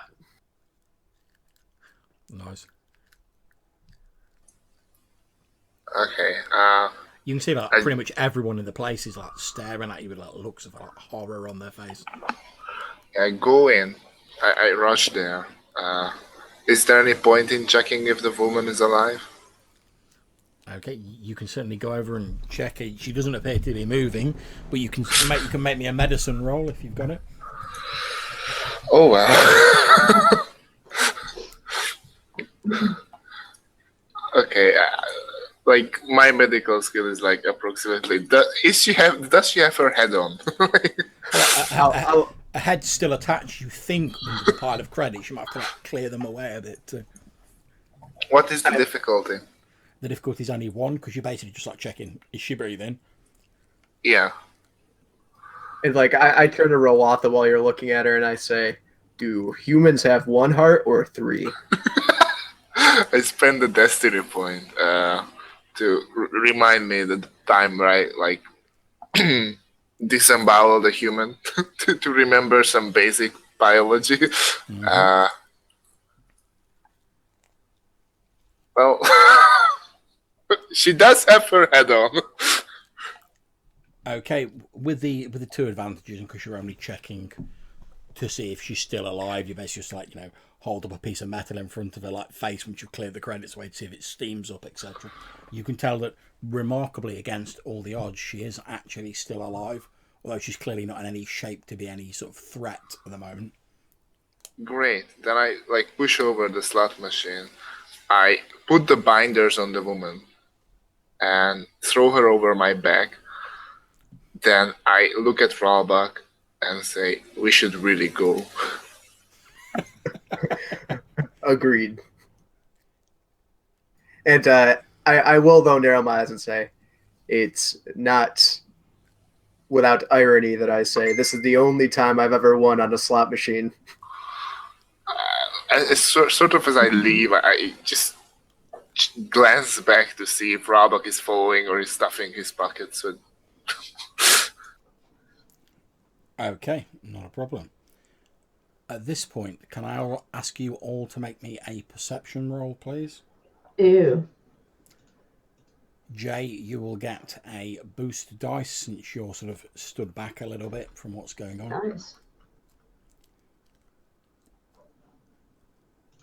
What is the difficulty? The difficulty is Foa. Oh, okay. Oh, I see everything. What? Look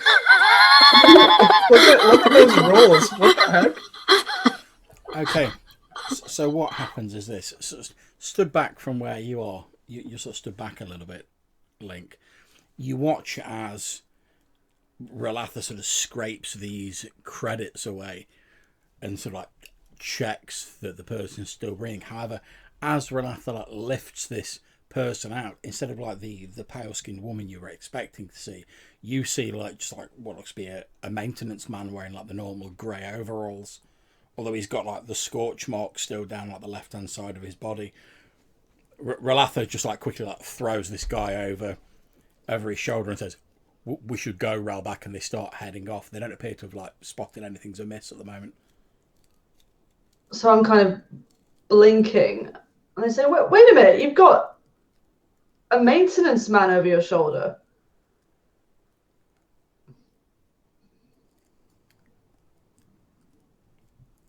Well, white skin is unattractive, yes, but clearly this is some kind of warrior. And I turn and look at the person on his shoulder. Okay, you turn round, and as you look, and at this point, comically, like the arm of the guy like flops over your shoulder into your field of vision, Relatha, and you see like a grey uniformed arm with like a couple of rings on the hand. It's obviously a man's hand. And as you look, Ralbach, you can also see this maintenance man like slumped over his shoulder with this scorch mark down the left hand side of his body. They kinda all look the same. So these bipeds, no, I mean humans. Sorcery. So I'm like really rapidly looking around, seeing if I can see making a break for it, but presumably she's vanished. Make a perception roll. Difficulty 3.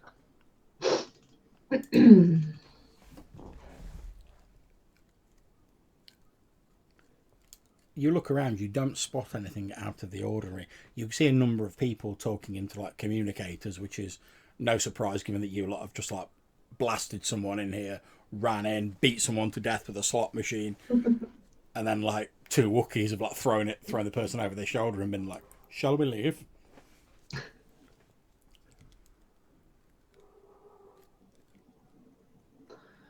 Yeah, Link's kind of frozen, not really knowing what to do at this point. He's not feeling very good considering the amount of people staring, and he sort of tentatively looks at the other two. Let's see. I knew it was too good to be true. You never win at slot machines. And I'll look around too. I don't think my eyes are going to be superior to Link's, though. Okay, make a perception roll. Again, difficulty 3. No. What you see as you look around is you see what appears to be a Twi'lek on one of the gambling machines, and as you say, you never win at slot machines. The Twi'lek's like, oh my god, I've hit the jackpot! I don't believe it! And just credits just start pissing out of this gambling machine, this like one-armed bandit the Twi'lek's been on. Son of a Trandoshan. I also start looking.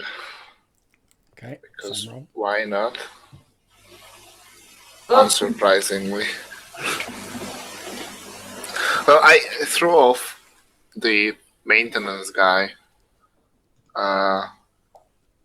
Get my binders back.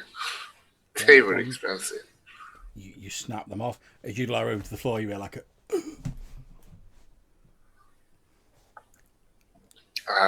Yeah, and I get the guard that Link was carrying Yeah, and repeat. He's still lying on the ground. And I repeat, we really should go. I'll pull out my comic and say, Tin Man, on the double. Where would you like me to meet you, sir? The casino. Which casino, sir? There are several in the vicinity. Bless it. What's the name of this casino, Link? I say whatever it is it's called, so I would have most definitely noticed the name of. Trebett's Casino. Trevor's Casino. Trevor's Casino. Very good, sir. I'll be there momentarily. And the comic terminates. I look up at the ceiling and you just see me stay there with my eyes like barely visible from the lids. And I just say, God help me. And I squeeze him tightly. Probably about 5 minutes later, you see sort of Tin Man shuffling his way towards the casino. I really need to put on some wheels on you, Tin Man. She was strong. And she wasn't just any old woman either. She said something about being an apprentice of the Crimson Queen. Well, she was aided by some magic for sure. No one survives my bowcaster. And absolutely no one fools a Wookiee. Isn't that right, Valatha? Isn't that right? Look at you, like, knowing that you tricked my entire tribe into thinking that I'm an Oathbreaker. I shrug and say, I'll take your word for it. As you're saying that, Link, sort of behind Ralback, you can just see Tin Man stood there going...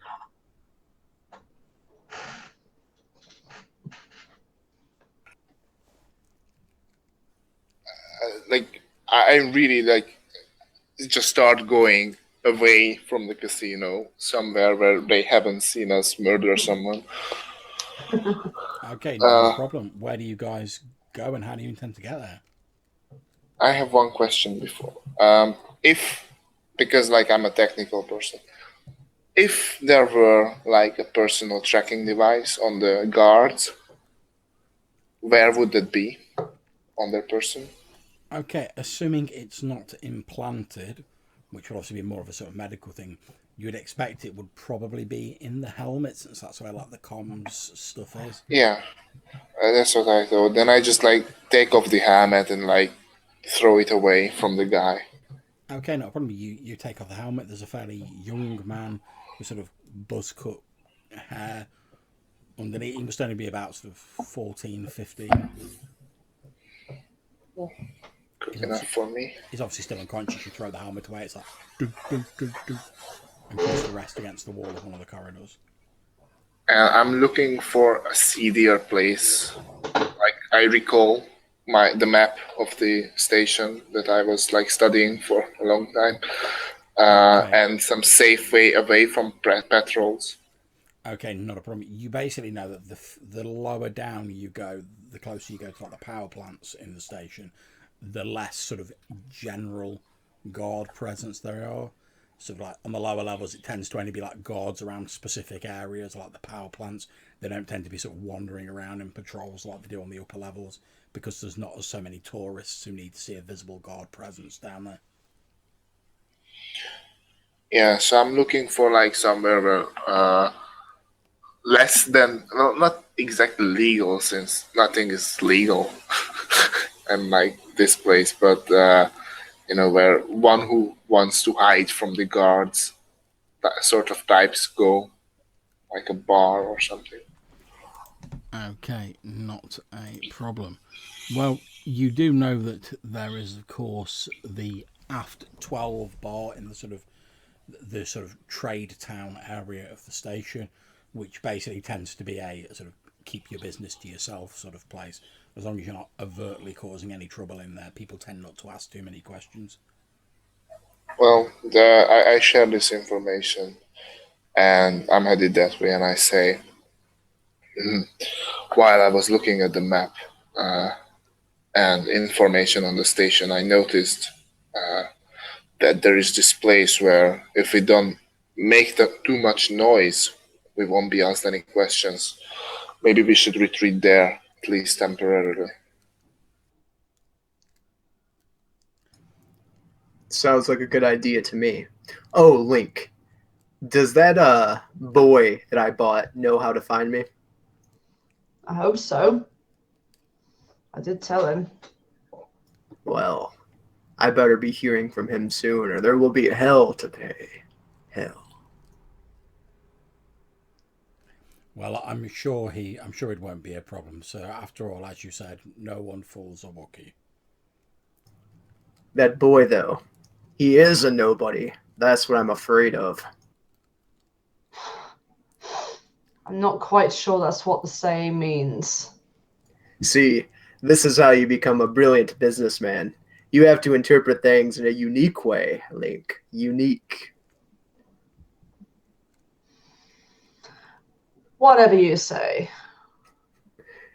I'm very proud of himself. He kind of like dusts off the shoulders and straightens his belt, and it turns and looks at Tin Man. So, Tin Man, did you finish those Corellia numbers? Yes, of course. I've had all the various funds, etc., transferred into your accounts as per the normal procedure, sir. Very good. I will offer you two then, if you need it, a small stipend. How are you doing on funds? I know money is not your thing. And look at you, like with questioning. I have 3,000 credits, so I'm good. I I'm have not a impressed. considerable amount more than that. Over 8,000. Wow. I'm imagining this scene as like, you're like, I know money's not your thing, and those two just like take out big credit shits, and they're like, Yeah, I turn and I just look at Link. No, it's like, you show me mine, I'll show you yours, and Link just proved to have the biggest. I'm just like, Link, I'm rather impressed. Have you ever thought of investing in, say, Corellia Engineering Co.? I've been in prison for over 15 years. That's the last thing on my mind. Well, a person like you has to think about retirement. I could take a small portion of that money and turn it into a large retirement plan. Yeah, maybe you can convince me with your financial jargon after we've dealt with this mess. I'm just saying, think about it. You might have some little links on the way at some point, or maybe you have to provide for a family member. It's never too early to invest, especially in Corellian Engineering Co. And if you do and you choose not to invest with me, tell them that I sent you, please. Do you always quiz people on their offspring as well as their financial stability? Well, I actually get a grandfathering bonus if I bring other family members in. So I was wondering if you have any children of age that would also like to invest in Corellia Engineering Company. If I do have any children, I have no idea if they know I'm here or even know who I am. My eyes will just ever so lightly turn from you to Roloth, and I open my mouth like to start the same spirit, like the same pitch, and I can just see in his eyes, don't say a thing. okay, so you guys have been sort of moving through the station, guided by Relata, and his knowledge of the sort of security patrols as you're doing this. So you manage to avoid any sort of security droids or guard presence, and you make your way down into Trade Town, the slightly grimier sort of lower section of KWENN Station. The corridors here are a lot less well maintained. The gaudy neon of the upper levels has faded away, but not replaced by a clean white, as was the case near the spire. Everything is a dull military grey down here. You can hear the clanking of a large machinery down here since you're closer to the power plants, and you make your way towards the aft 12 bar, which essentially appears to be an old cargo bay that's been converted into a bar for the traders, the mechanics, the workers down here. The tables are little more than old crates that have been pressed into service, as are most of the chairs. The bar itself is just a long table. There's numerous boxes and crates containing the drinks behind it, and there's quite a sort of stubbly, quite fat human stood behind this long table. Occasionally one of these workers, smeared in grease, wearing overalls, walks up, slaps a few credits down. He reaches over, pulls a bottle out of one of these crates behind him, slaps it on the table. The person takes it and goes back to sitting at one of their own makeshift tables. Everyone appears to be sort of sitting in their own little groups. There's not really the same sort of flamboyant feel or the sense of sort of welcome you feel in some of the upper level establishments. Everyone seems to be keeping themselves to themselves in here.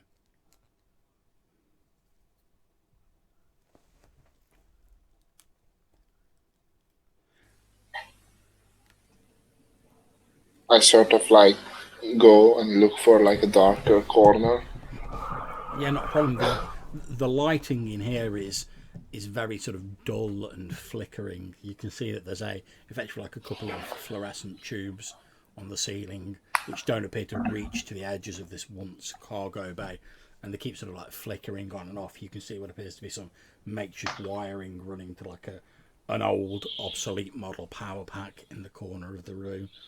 As the lights are flickering, you notice the portly human walks over, kicks this power pack with the toe of his boot, and the light flickers on again for a few moments. But there's plenty of shady corners where the light doesn't quite reach. Yeah, I sit in one of those with like the guard guy next to me in a booth. So it's like him sitting next to the wall, so it just can't escape. Yeah, no problems. I won't sit down, but I will look at you as you sit down off, and I'll say, "Can I get you guys a drink? I'm thirsty." Thought you'd never ask. Get me something strong. I need something to help me with this med pack. Okay. Also some water for our friend here. We need to wake him up. All right. So what I'm hearing is 2 Wookiee wangos, a Twi'lek dancer with a third nipple, and water. Tap.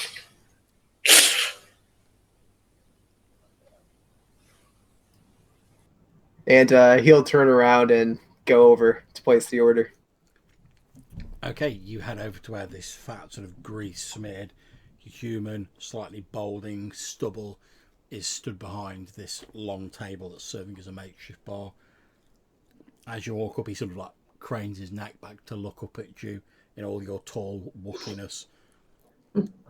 He looks a little curious, but then he just says, "What'll it be?" 2 Wookiee wangos, tall glass, garnished with knowledge tree bark, a Twi'lek dancer, 3 nipples. Sorry, what? 8 tap water. Oh. Yeah, because this guy doesn't speak Shuri look, I take it. I'm just like... Yeah, pretty much. And says, I'll turn around and he goes, "What do you want to drink?" Tin Man, get over here. "Oh, very well, sir." He walks over. "How may I be of service, sir?"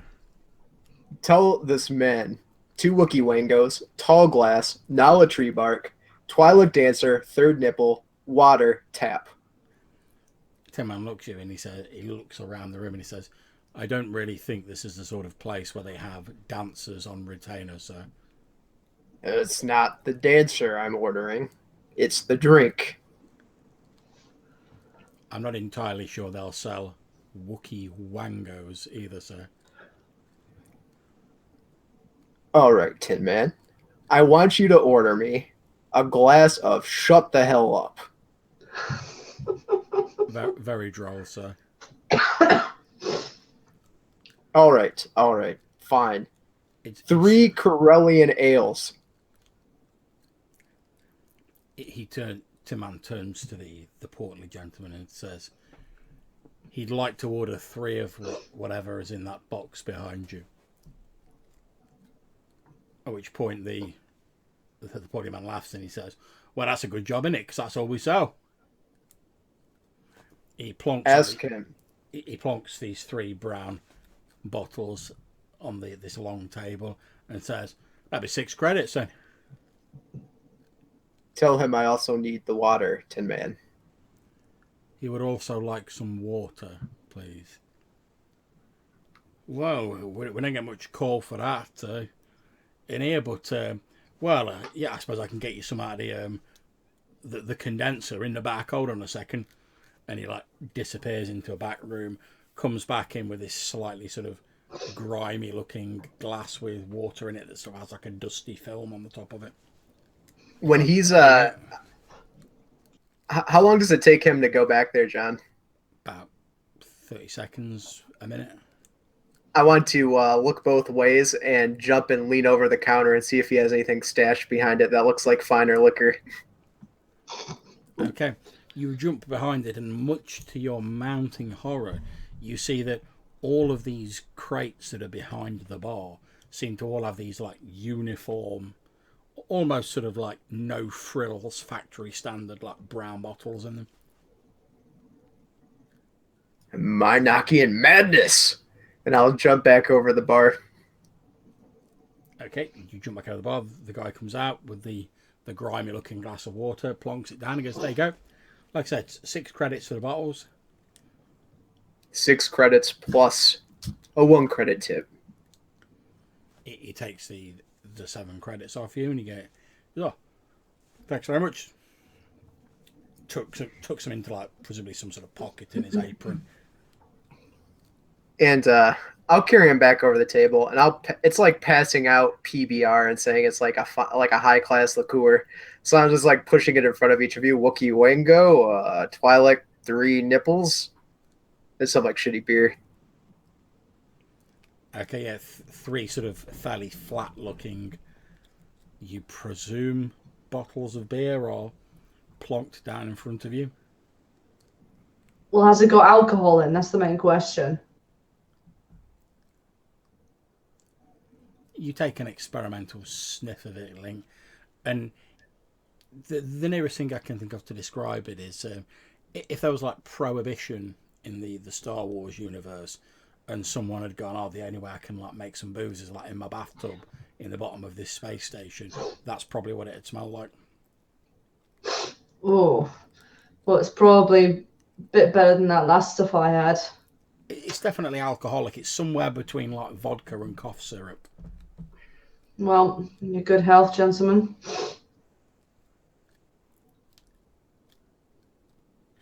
Okay, you neck it back.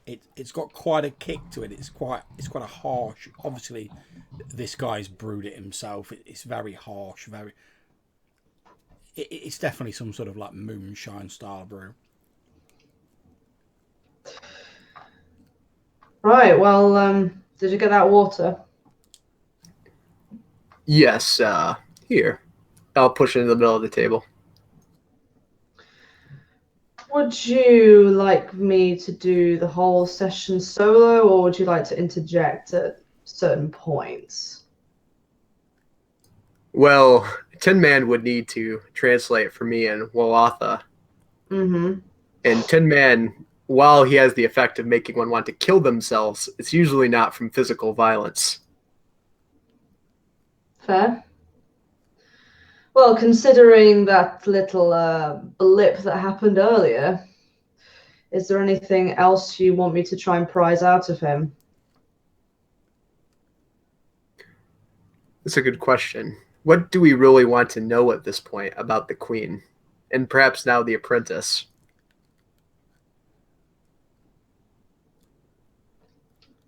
She didn't mention anything about the Queen when I confronted her, but she definitely has some kind of sorcery. She also did something. She made me spill about what I was doing when I'm sure I said something else. But she had a vibroblade, not a lightsaber. Well, if this man's one of these marauders, he called himself, and he's perhaps traveled with the Queen or has been with her for a long time, maybe he knows the source of her power. Or this Yeah, that's apprentice. true. Or where she trained. Okay. I'll start off with that. Feel free to look intimidating, but then that's not too difficult for Wookiees, is it?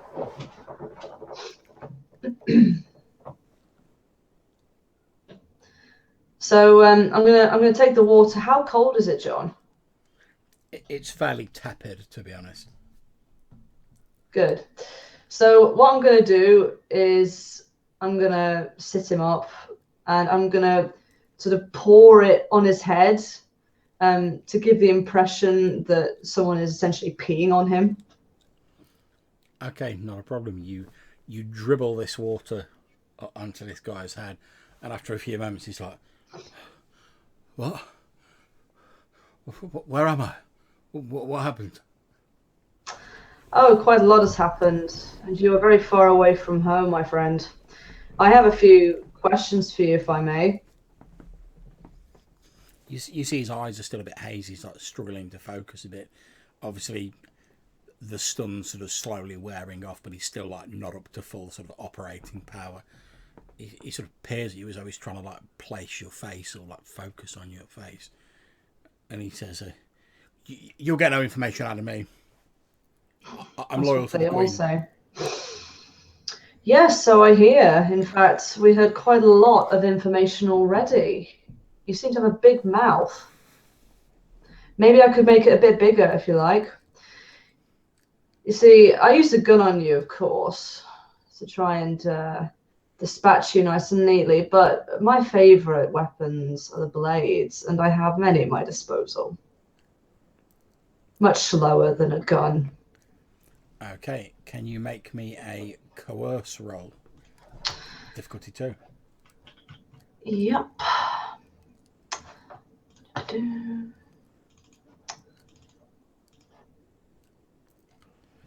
Okay, he keeps his sort of mouth tightly closed, but you notice he's gone like a little bit of pale, and he's gone quite pale, like a few beads of sweat have broken out on his forehead as you start talking about blades. Don't worry, the questions aren't difficult or anything. The first thing we want to know is a little bit about your queen. Where did she come from? What's her background? He sort of laughs a bit and he says, "Oh well, if I'd have known you were going to ask me questions that I don't know the answer to. Look, all I know is that apparently she came from the core worlds. She doesn't like to talk about where she came from. I've heard some people say that a lot of her friends or relatives died or something. Either way, it's not healthy to ask her about her background." And what do you know about where she got her powers from? You've traveled with her quite a lot, haven't you? You've seen a lot. You've seen what she can do with her laser sword. Yeah, Poor Silas. He definitely goes pale and sort of shakes a bit when you say that. He said, "Look, Silas was the Marauder's old captain before she showed up, and as is our custom, anyone can challenge for leadership. If they can beat the old leader in single combat, they become the leader. And she challenged him, and she took his head clean off. As for where she gets, yeah, off it went. As for where she gets these strange abilities from, I honestly don't know." Okay, I'm going to take a little look at him, see if he's really genuinely hasn't got any knowledge or not. Okay, not a problem. Make me a perception roll. Difficulty 2. Mm-hmm. At this point, I'm kind of just fingering one of my smaller blades. Ooh. Looks like I'm a bit too distracted by that. Indeed. You find distracted by the way the flickering fluorescent light is playing off one of your favourite blades. However, with those advantages, you think he's possibly not telling you all he knows, but certainly what he has told you he's being honest about. Okay. And tell me, this laser sword that makes that noise that you very vividly just relayed, what does this look like? Well, it's about as long as my forearm. It's like a handle, and when there's some sort of like mechanism in it, and when she does something to it, this like energy blade appears out of it. I've seen it cut through metal. Where did she get this weapon? She had it with her when she came to us, when she challenged old Silas. That's why she took his head off with.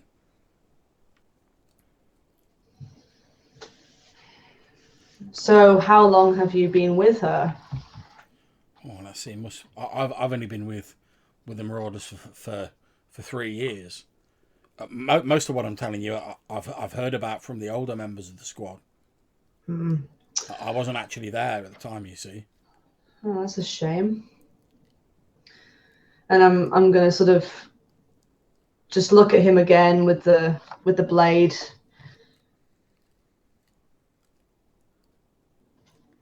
He says, "Look, there's no point killing me. If you've abducted one of the Marauder squadron, they'll have your faces and your names plastered all over the station by now." I'm sure they have, but I have no intention of killing you just yet. That'd be boring. He seems to start relaxing a bit when you say, "I've got no intention of killing you," and then when you say, "That'd be boring," he sort of tenses up again. I look to the other two. I have an idea, Link. Mm-hmm.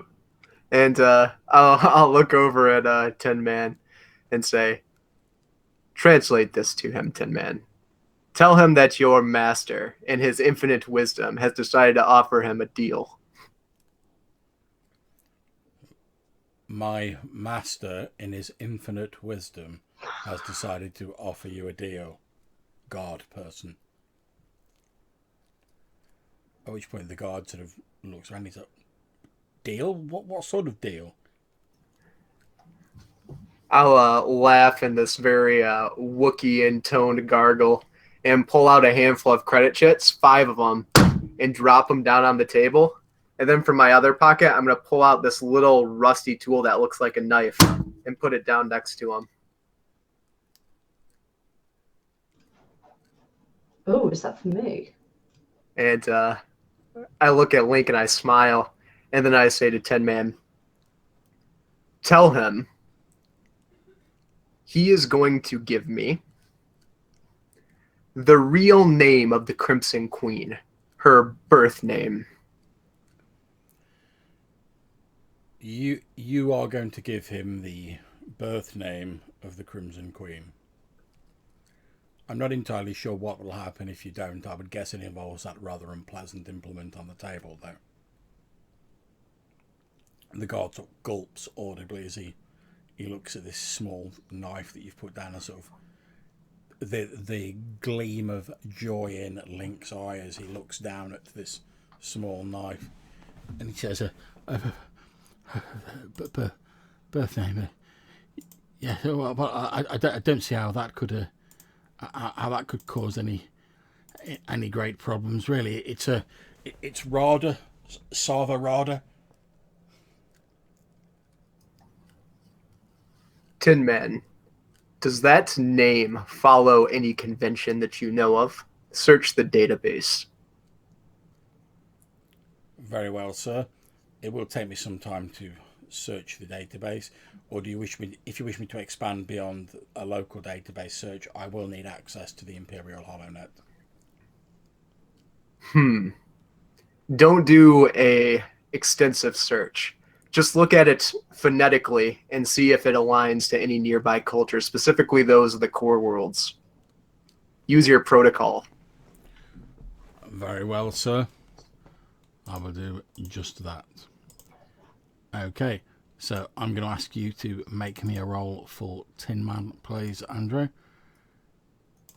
If you can roll me 3 dice versus a difficulty of 4, so it's 3 green versus 4 purple.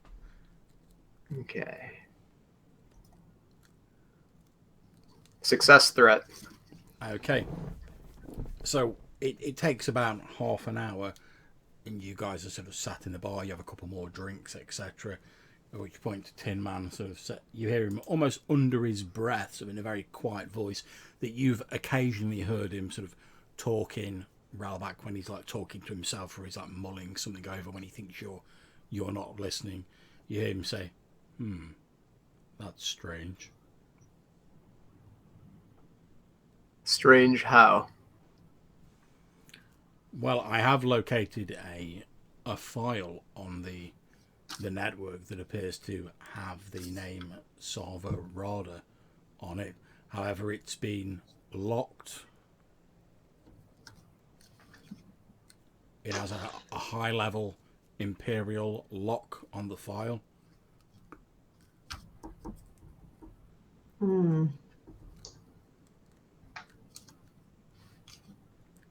I will reach out and put my finger on one of the credit chits and slowly screech it across the table and stop it in front of the man.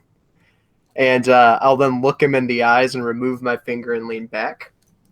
And I'll say, Tin Man, ask him what her involvement is with the Imperials. My Lord and Master would like to know what the Crimson Queen's involvement is with the Imperials. At which point the guard looks up at you and he says, well, as far as I know, nothing. I know that she hates the Imperials. I'll smile and I reach out and I put my hand on the second credit chit and I take it and put it back in my pocket. And I move my finger to the third credit chit, getting closer and closer to the knife. Tin Man, repeat my request. Very well. He wants to know what her relationship is with the Empire. He's quite insistent. At which point the guard says, look, I've told you everything I know. All I know is that whenever anyone mentions the Empire or dealing with the Empire, we've had a couple of people who've suggested that maybe now we've gone semi-legitimate, we could deal with the Empire on a more friendly basis. And I know she's reacted violently and against the idea. I don't know what her grudge is against the Empire, but it's powerful and strong, whatever it is. My hand will go down and I'll look at the chip and I'll pick that one up and put it in my pocket. Tin Man, inform this man that if he keeps giving me bullshit, we're going to end up with the knife. And then Link will be asking a completely different kind of question. At this point, You can see Link licking his lips and getting a bit impatient. At this point, like, Rolata had enough. What a surprise! And everyone at the table can hear, like, the automatic recocker of the... what's it called? The bowcaster. Bowcaster, yeah. Under the table. And it's just the faint hum as it starts, like, filling the magnetic bolt with energy. And I turn towards the guy and I say, expecting Tin Man to translate, that I just about had enough of your bullshit. We want to know answers right now. Okay, Tin Man does indeed translate both of your requests, at which point the guard says, Look, I've answered all of your questions the best I can. I can't tell you stuff that I don't know. I turn towards Ralbach and I think maybe he's just useless. We should just discard his body somewhere. Maybe shoot a kneecap. What's the point in keeping him alive? He knows what we look like. And yeah, it's too much risk. 10 men. 10 men do not translate any of this. Just to make sure. And I'll say, well, if we're going to kill him, let's at least tear him apart a bit first to make sure he doesn't, in desperation, have any more information. Yeah. You'll be surprised at how delirious people become after a little bit of fun. Yeah, we don't want wrong information. No information is better than wrong information. If we get any information, though, I can follow up on it. It'll give me something to work with.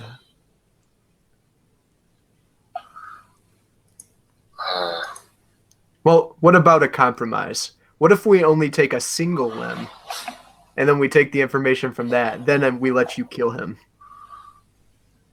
Fine, just be quick about it. So I'll take the little rusty knife and toss it over to Link so that it just lands on the table in front of him. Okay. I'm assuming that this guard that we've got he's got manacles on, right? Yeah, he's got binders. Okay, cool. All right. So what I do is I simply go over to him and I'm gonna stab him in the thigh near the top, and just start slowly carving down his leg. Okay, he lets out a loud scream. You notice a few people sort of like look over in your general direction as this guy's obviously howling his guts up.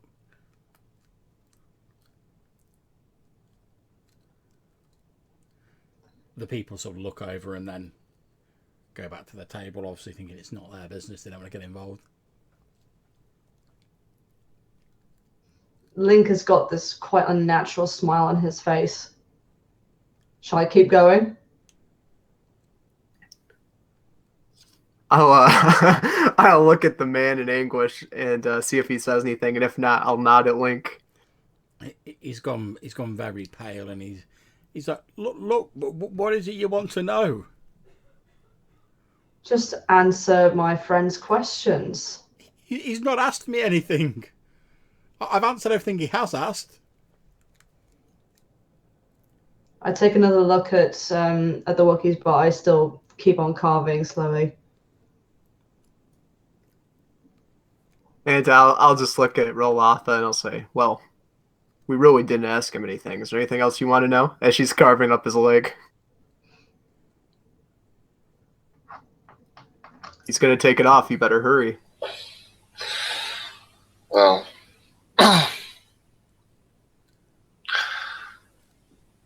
I really have nothing in my mind.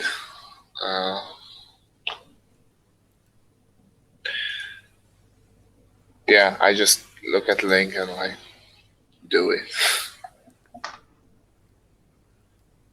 Okay, in that case, I sort of stop about quite close to his knee. I haven't got that far down yet, and I just sort of sigh with a little bit of a smile on my face, and I stand up in order to give Rolotha room to shoot him, and I say, well, you've been somewhat entertaining.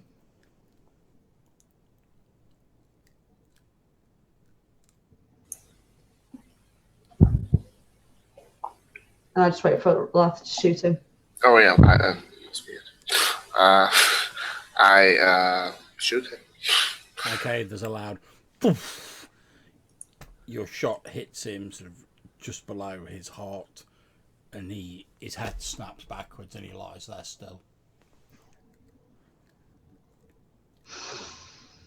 The slight smell of sort of singed flesh wafts into the air. You see the Link has almost kind of gone on to a high. And he's just sort of taking these really sharp breaths through his nose, and he's just got his eyes tightly closed and just smiling. Like, He doesn't remove the knife from the leg either. He just keeps it there. I wish we had that a woman to interrogate as well. Well, I made a mistake with her. Won't happen again. It wasn't your fault, Rotha. It fooled my eyes as well. Yes, I suppose we're lucky that nothing fools a Wookiee, sir. Nothing ordinary. This is some kind of sorcery, I think.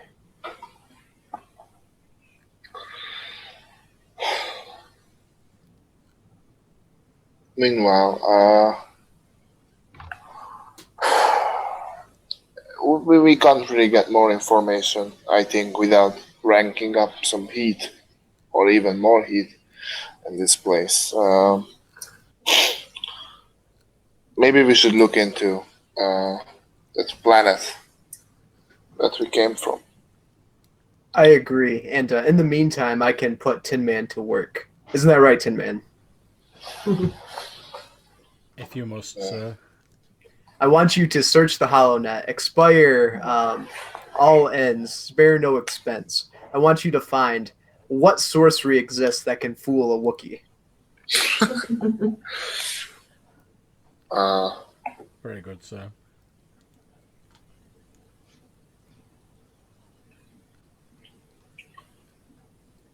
John, like, out of character, do you remember how much I agreed one shipment of the special material with the guy to transport? Okay. Yep. I wasn't sure if it was one or two. That was one. Now, are you going to look into setting up a deal with Remo, Link? Yes, I could do if he's still here. We got a bit distracted though, didn't we? It got out of hand. I could certainly start trying to track him down. Maybe I could get a bit of a lead at the bar where I met him before. I'm still ready for work, so. Might I make a suggestion, sir? Says Tin Man, turning to yourself, Link. I would suggest that, given what you've just been involved in, that you affect some form of disguise if you're wondering about the station. It's not really possible for these two, but... After all, where would you get ponchos and hats that big? I look at the guard that we've just mutilated. I wonder if that fits. It's fairly sort of one size fits all. It probably wouldn't be terribly comfortable, but you think you could squeeze into it? Reminds me of my old prison clothes, but more comfortable. That reminds me, Link, I've always wanted to ask you, where exactly did you do time?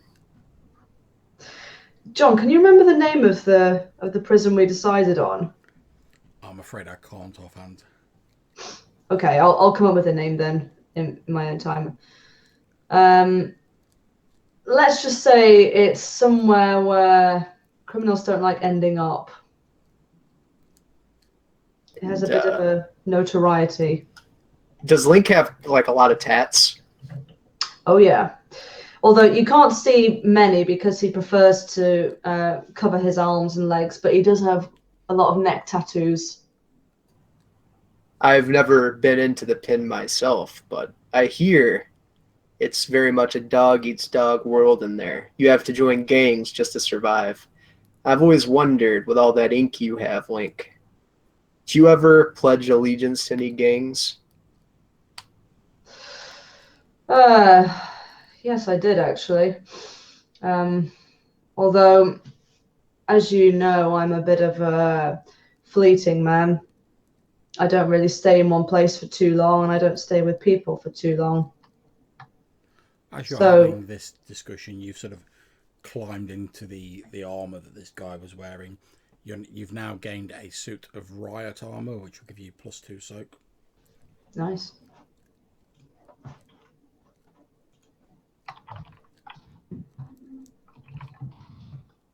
Right, darn.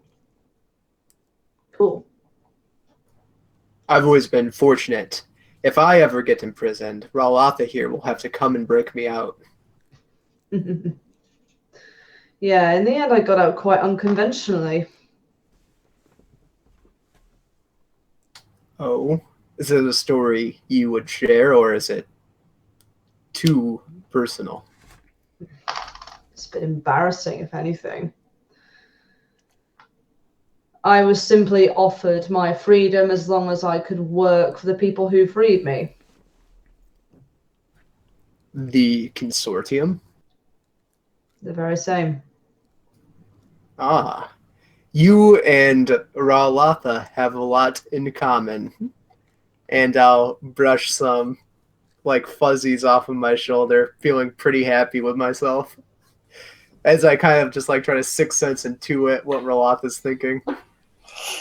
Yeah, you don't have to think much. You're always thinking the same.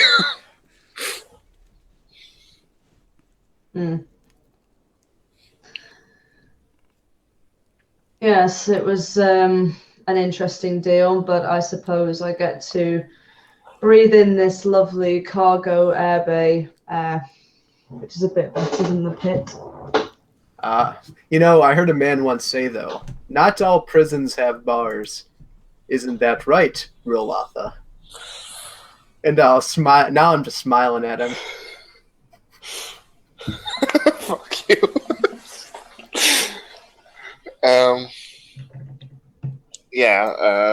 He doesn't look happy. He's just like growling. He doesn't say anything. Okay, as they're having this exchange, I think you're sort of like looking past them. You see at the entrance to this sort of cargo bay / bar, you see a young, ragged-looking child sort of appear in the doorway. And you can see him sort of like looking around. Okay, so I immediately recognize him, and I go up to him sort of fairly inconspicuously. But then I kneel down and I whisper to him, hey, it's me. Got anything to tell your Uncle Link? Yeah. Did you know that like your faces are up on like all of the public access boards like all over the station? Well, hopefully not, that I've got this suit on. Well, no, you're not wearing the suit, but there's like pictures of the three of you up everywhere. You two better make yourself scarce then. So I turn to the others. Wait, is that the boy? Yes. Did he bring me my information? My friend would like to know if he brought the information he desires. Oh yeah, he wanted me to find out about the Queen, didn't he? Well, I've found out that I've spoken to a few people on her, and apparently she used to belong to some sort of religious order on the Imperial Centre. Religious order? I think I can put 2 and 2 together at this point now. Like, well, I say, Do you just know like in Wookiee, like, damn. Do you know what religion this was, Sarai? Well, sorry, go on. And the little kid sort of starts to go, oh no, and then realizes you're like talking to Relata, and he's like, oh sorry. Well, like, ever heard of the Jedi? Of course I have, but I want to make sure that it is the Jedi and we're not just speculating. Who else could it be? It's from the core words. She doesn't like Imperials. She has a fucking lightsaber. Have the Jedi really fallen that far, though, to employ bandits and pirates? I've seen a lot in my life. People from honorable cultures doing despicable things. It's not uncommon. I thought the Jedi had all died anyway. They'd all been executed and killed. Well, Rolotha is correct. Perhaps this Jedi is of advanced age. Wow. Then we just killed her apprentice. She's not going to be happy. I don't think we did. If the apprentice and her sorceress ways were connected to the Jedi, I think she might still be around. Yes, but what I'm saying is everyone who was there saw that we killed her. We know that she disappeared, but they don't know that. That's why our faces are plastered up everywhere, I guess. I think we need to leave the station for a while. I need to find Remo, though. With our faces everywhere. No, that's why I'm in this. You don't have to be here. The only unfortunate thing about the armor you're wearing is it doesn't have a helmet with it. Oh, okay. That's annoying. That was thrown away earlier because it had the comm system in it. Oh, right, okay. With our faces plastered all over the station, I think it will be mighty good if we could get to the docks without being noticed from here. The only problem is, with us both being Wookiees, Rolotha, it's like trying to hide a raincore in a mouse droid. How are we gonna sneak up there? Well, I've studied the station and the patrols. Obviously, they are not at a normal level of alertness now. Maybe they are looking forward. I still know how to get around the station relatively unnoticed. If we go quick, maybe we could get to the ship quickly enough. Tin Man, how fast can you move? He does like a sort of slow jerking. What about the same speed like a granny would use if she was using like a Zimmer frame? He says about that fast, sir. I could probably carry him.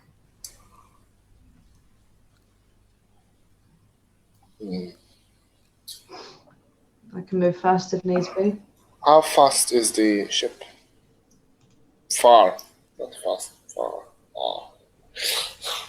Well, it's a good few sort of levels down, so you're heading to like the docking bay.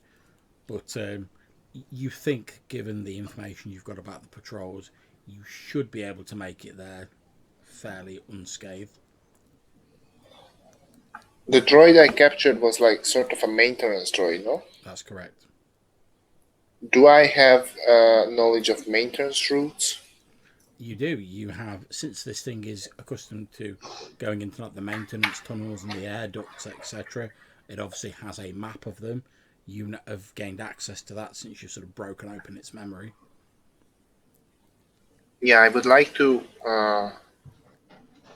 see if it's possible to get from here to the docking area via the maintenance routes and those things, like out of sight. It is possible. It will take you a little bit longer though. Well, then I share this information and I say, well, I study the droid's memory and I get the data pad out and like I show the maps. And going on these maintenance routes, we can avoid any detection and get to the docks quickly. That is a brilliant plan, Rolotha. I am behind it. Okay then, lead the way. There is one obvious flaw in your otherwise brilliant plan, sir. And that is? Yes, Look at the Tippin. droid. What do you intend to do when you get to the ship? Well, leave, of course. You may recall that the ship was extremely damaged, sir. That's why we had to land here. How did you say?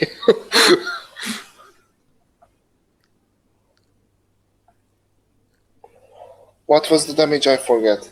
IRL. It basically, the hyperdrive was knackered, and it was on like 25% of its sort of hull functionality. Yeah. How long have we been here? Few days. And we weren't repairing it with someone, right? Maybe we could pull up our ship and use it as a base while Link searches out Remo. I'm fine. I don't think that's a good idea, since they can connect the ship to us. Who is the ship registered under, though? It's still a stolen ship, correct? But they saw us leave from it. If that's the case, the ship's probably already in lockdown. Then I look on the maps of the maintenance routes and anything, and I look for a place that is connected to those routes and is out of use, like an old storage area or like a lockdown area of the station, something that is not in use and can house a few people. Okay, you find several suitable spots. There are a number of sort of chambers that are scheduled to have renovations carried out on them in the near future that currently aren't being used. I suggest one of these rooms as a temporary base. I have my recon remotes and I can scout ahead to see how things are, and we can set up something there. Sounds good. We are going underground, guerrilla style. I was going to say sort of wanted for a crime you didn't commit, but you very blatantly did commit it.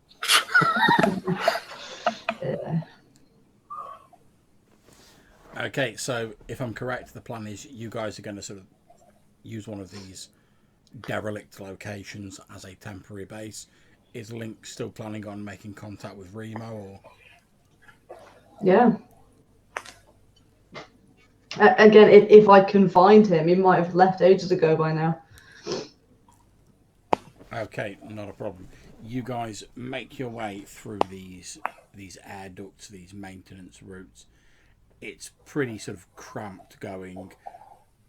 For you, it's mildly cramped, Link. For Ralbak and Relatha, it's like ridiculously like cramped in here. You've practically had to like lube the two Wookiees up to like get them through these like maintenance tunnels. They're made for like small droids to go through, not like giant Wookiees. So you guys are like having to like inch your way slowly along, like very claustrophobically crawling through these tunnels. But eventually you do find your way to one of these derelict chambers.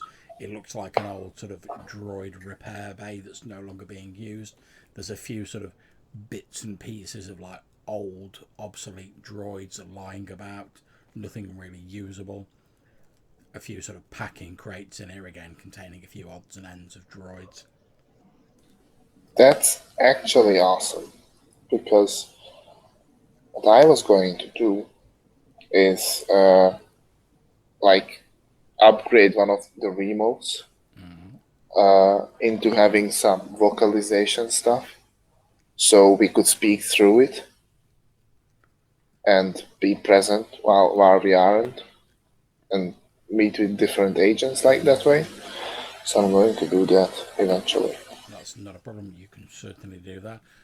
Whilst that's going on, with Tin Man's help, you're able to like, access the internal sort of data net link, and you do find out that Remo Taylor regularly visits this Trebett's casino. It's sort of like his haunt, effectively. Okay. So when you say regularly, how regularly? He's pretty much in there every night. He seems to be what Tin Man refers to as a professional gambler. Okay. He pretty much hustles people for money. Nice. Okay, in that case, I'll get cozy with him, play some gambling, and see if I can get him more on my side to get this group going. Okay, not a problem. Leaving the two Wookiees in your sort of new base of operations, you can see Relatha's like working on adding some additions to his recon remotes. You walk into Trebett's casino, you can see the green-skinned Nautilon still sat at the same table he was previously, shuffling his deck of cards. As you walk in, he looks at you and just gestures to a seat opposite him at the table. Nice to see you again, Remo. He looks at you and he says, pretty daring you'll be walking about with your face all over everywhere. Yes, well, before I take my leave, I thought I'd catch a couple more games with you. He deals out some cards and then he sort of pauses, like sort of just as he's about to like throw one down. He says, "Why am I getting the feeling you've got something else you want to talk about?" And with Link sort of chuckle, that is where we are going to end the session for this evening. Coolio. Thank you very much. No, thank you very much for playing, guys. I hope you all enjoyed the session. We did. Yeah, I mean, I did. So. Yeah, this is very fun. And you all receive a mighty 15 XP. 15. Very nice. You said 50? 15. Nice try. But you said mighty before, so you know. Yeah, well, mighty compared to like the normal 10, you know. Hey, I got some armor. Yeah, I was gonna say you guys aren't doing too badly on the like loot scale. Yeah, just like a vibro axe here, a suit of riot armor there, you know. Okay, so I'm happy to chat for a bit, guys, but I'm going to end the broadcast here. So thank you very much for playing. Thank you for everyone who's watched and people who voted in the tide change earlier. Hopefully we'll see you soon for the next session.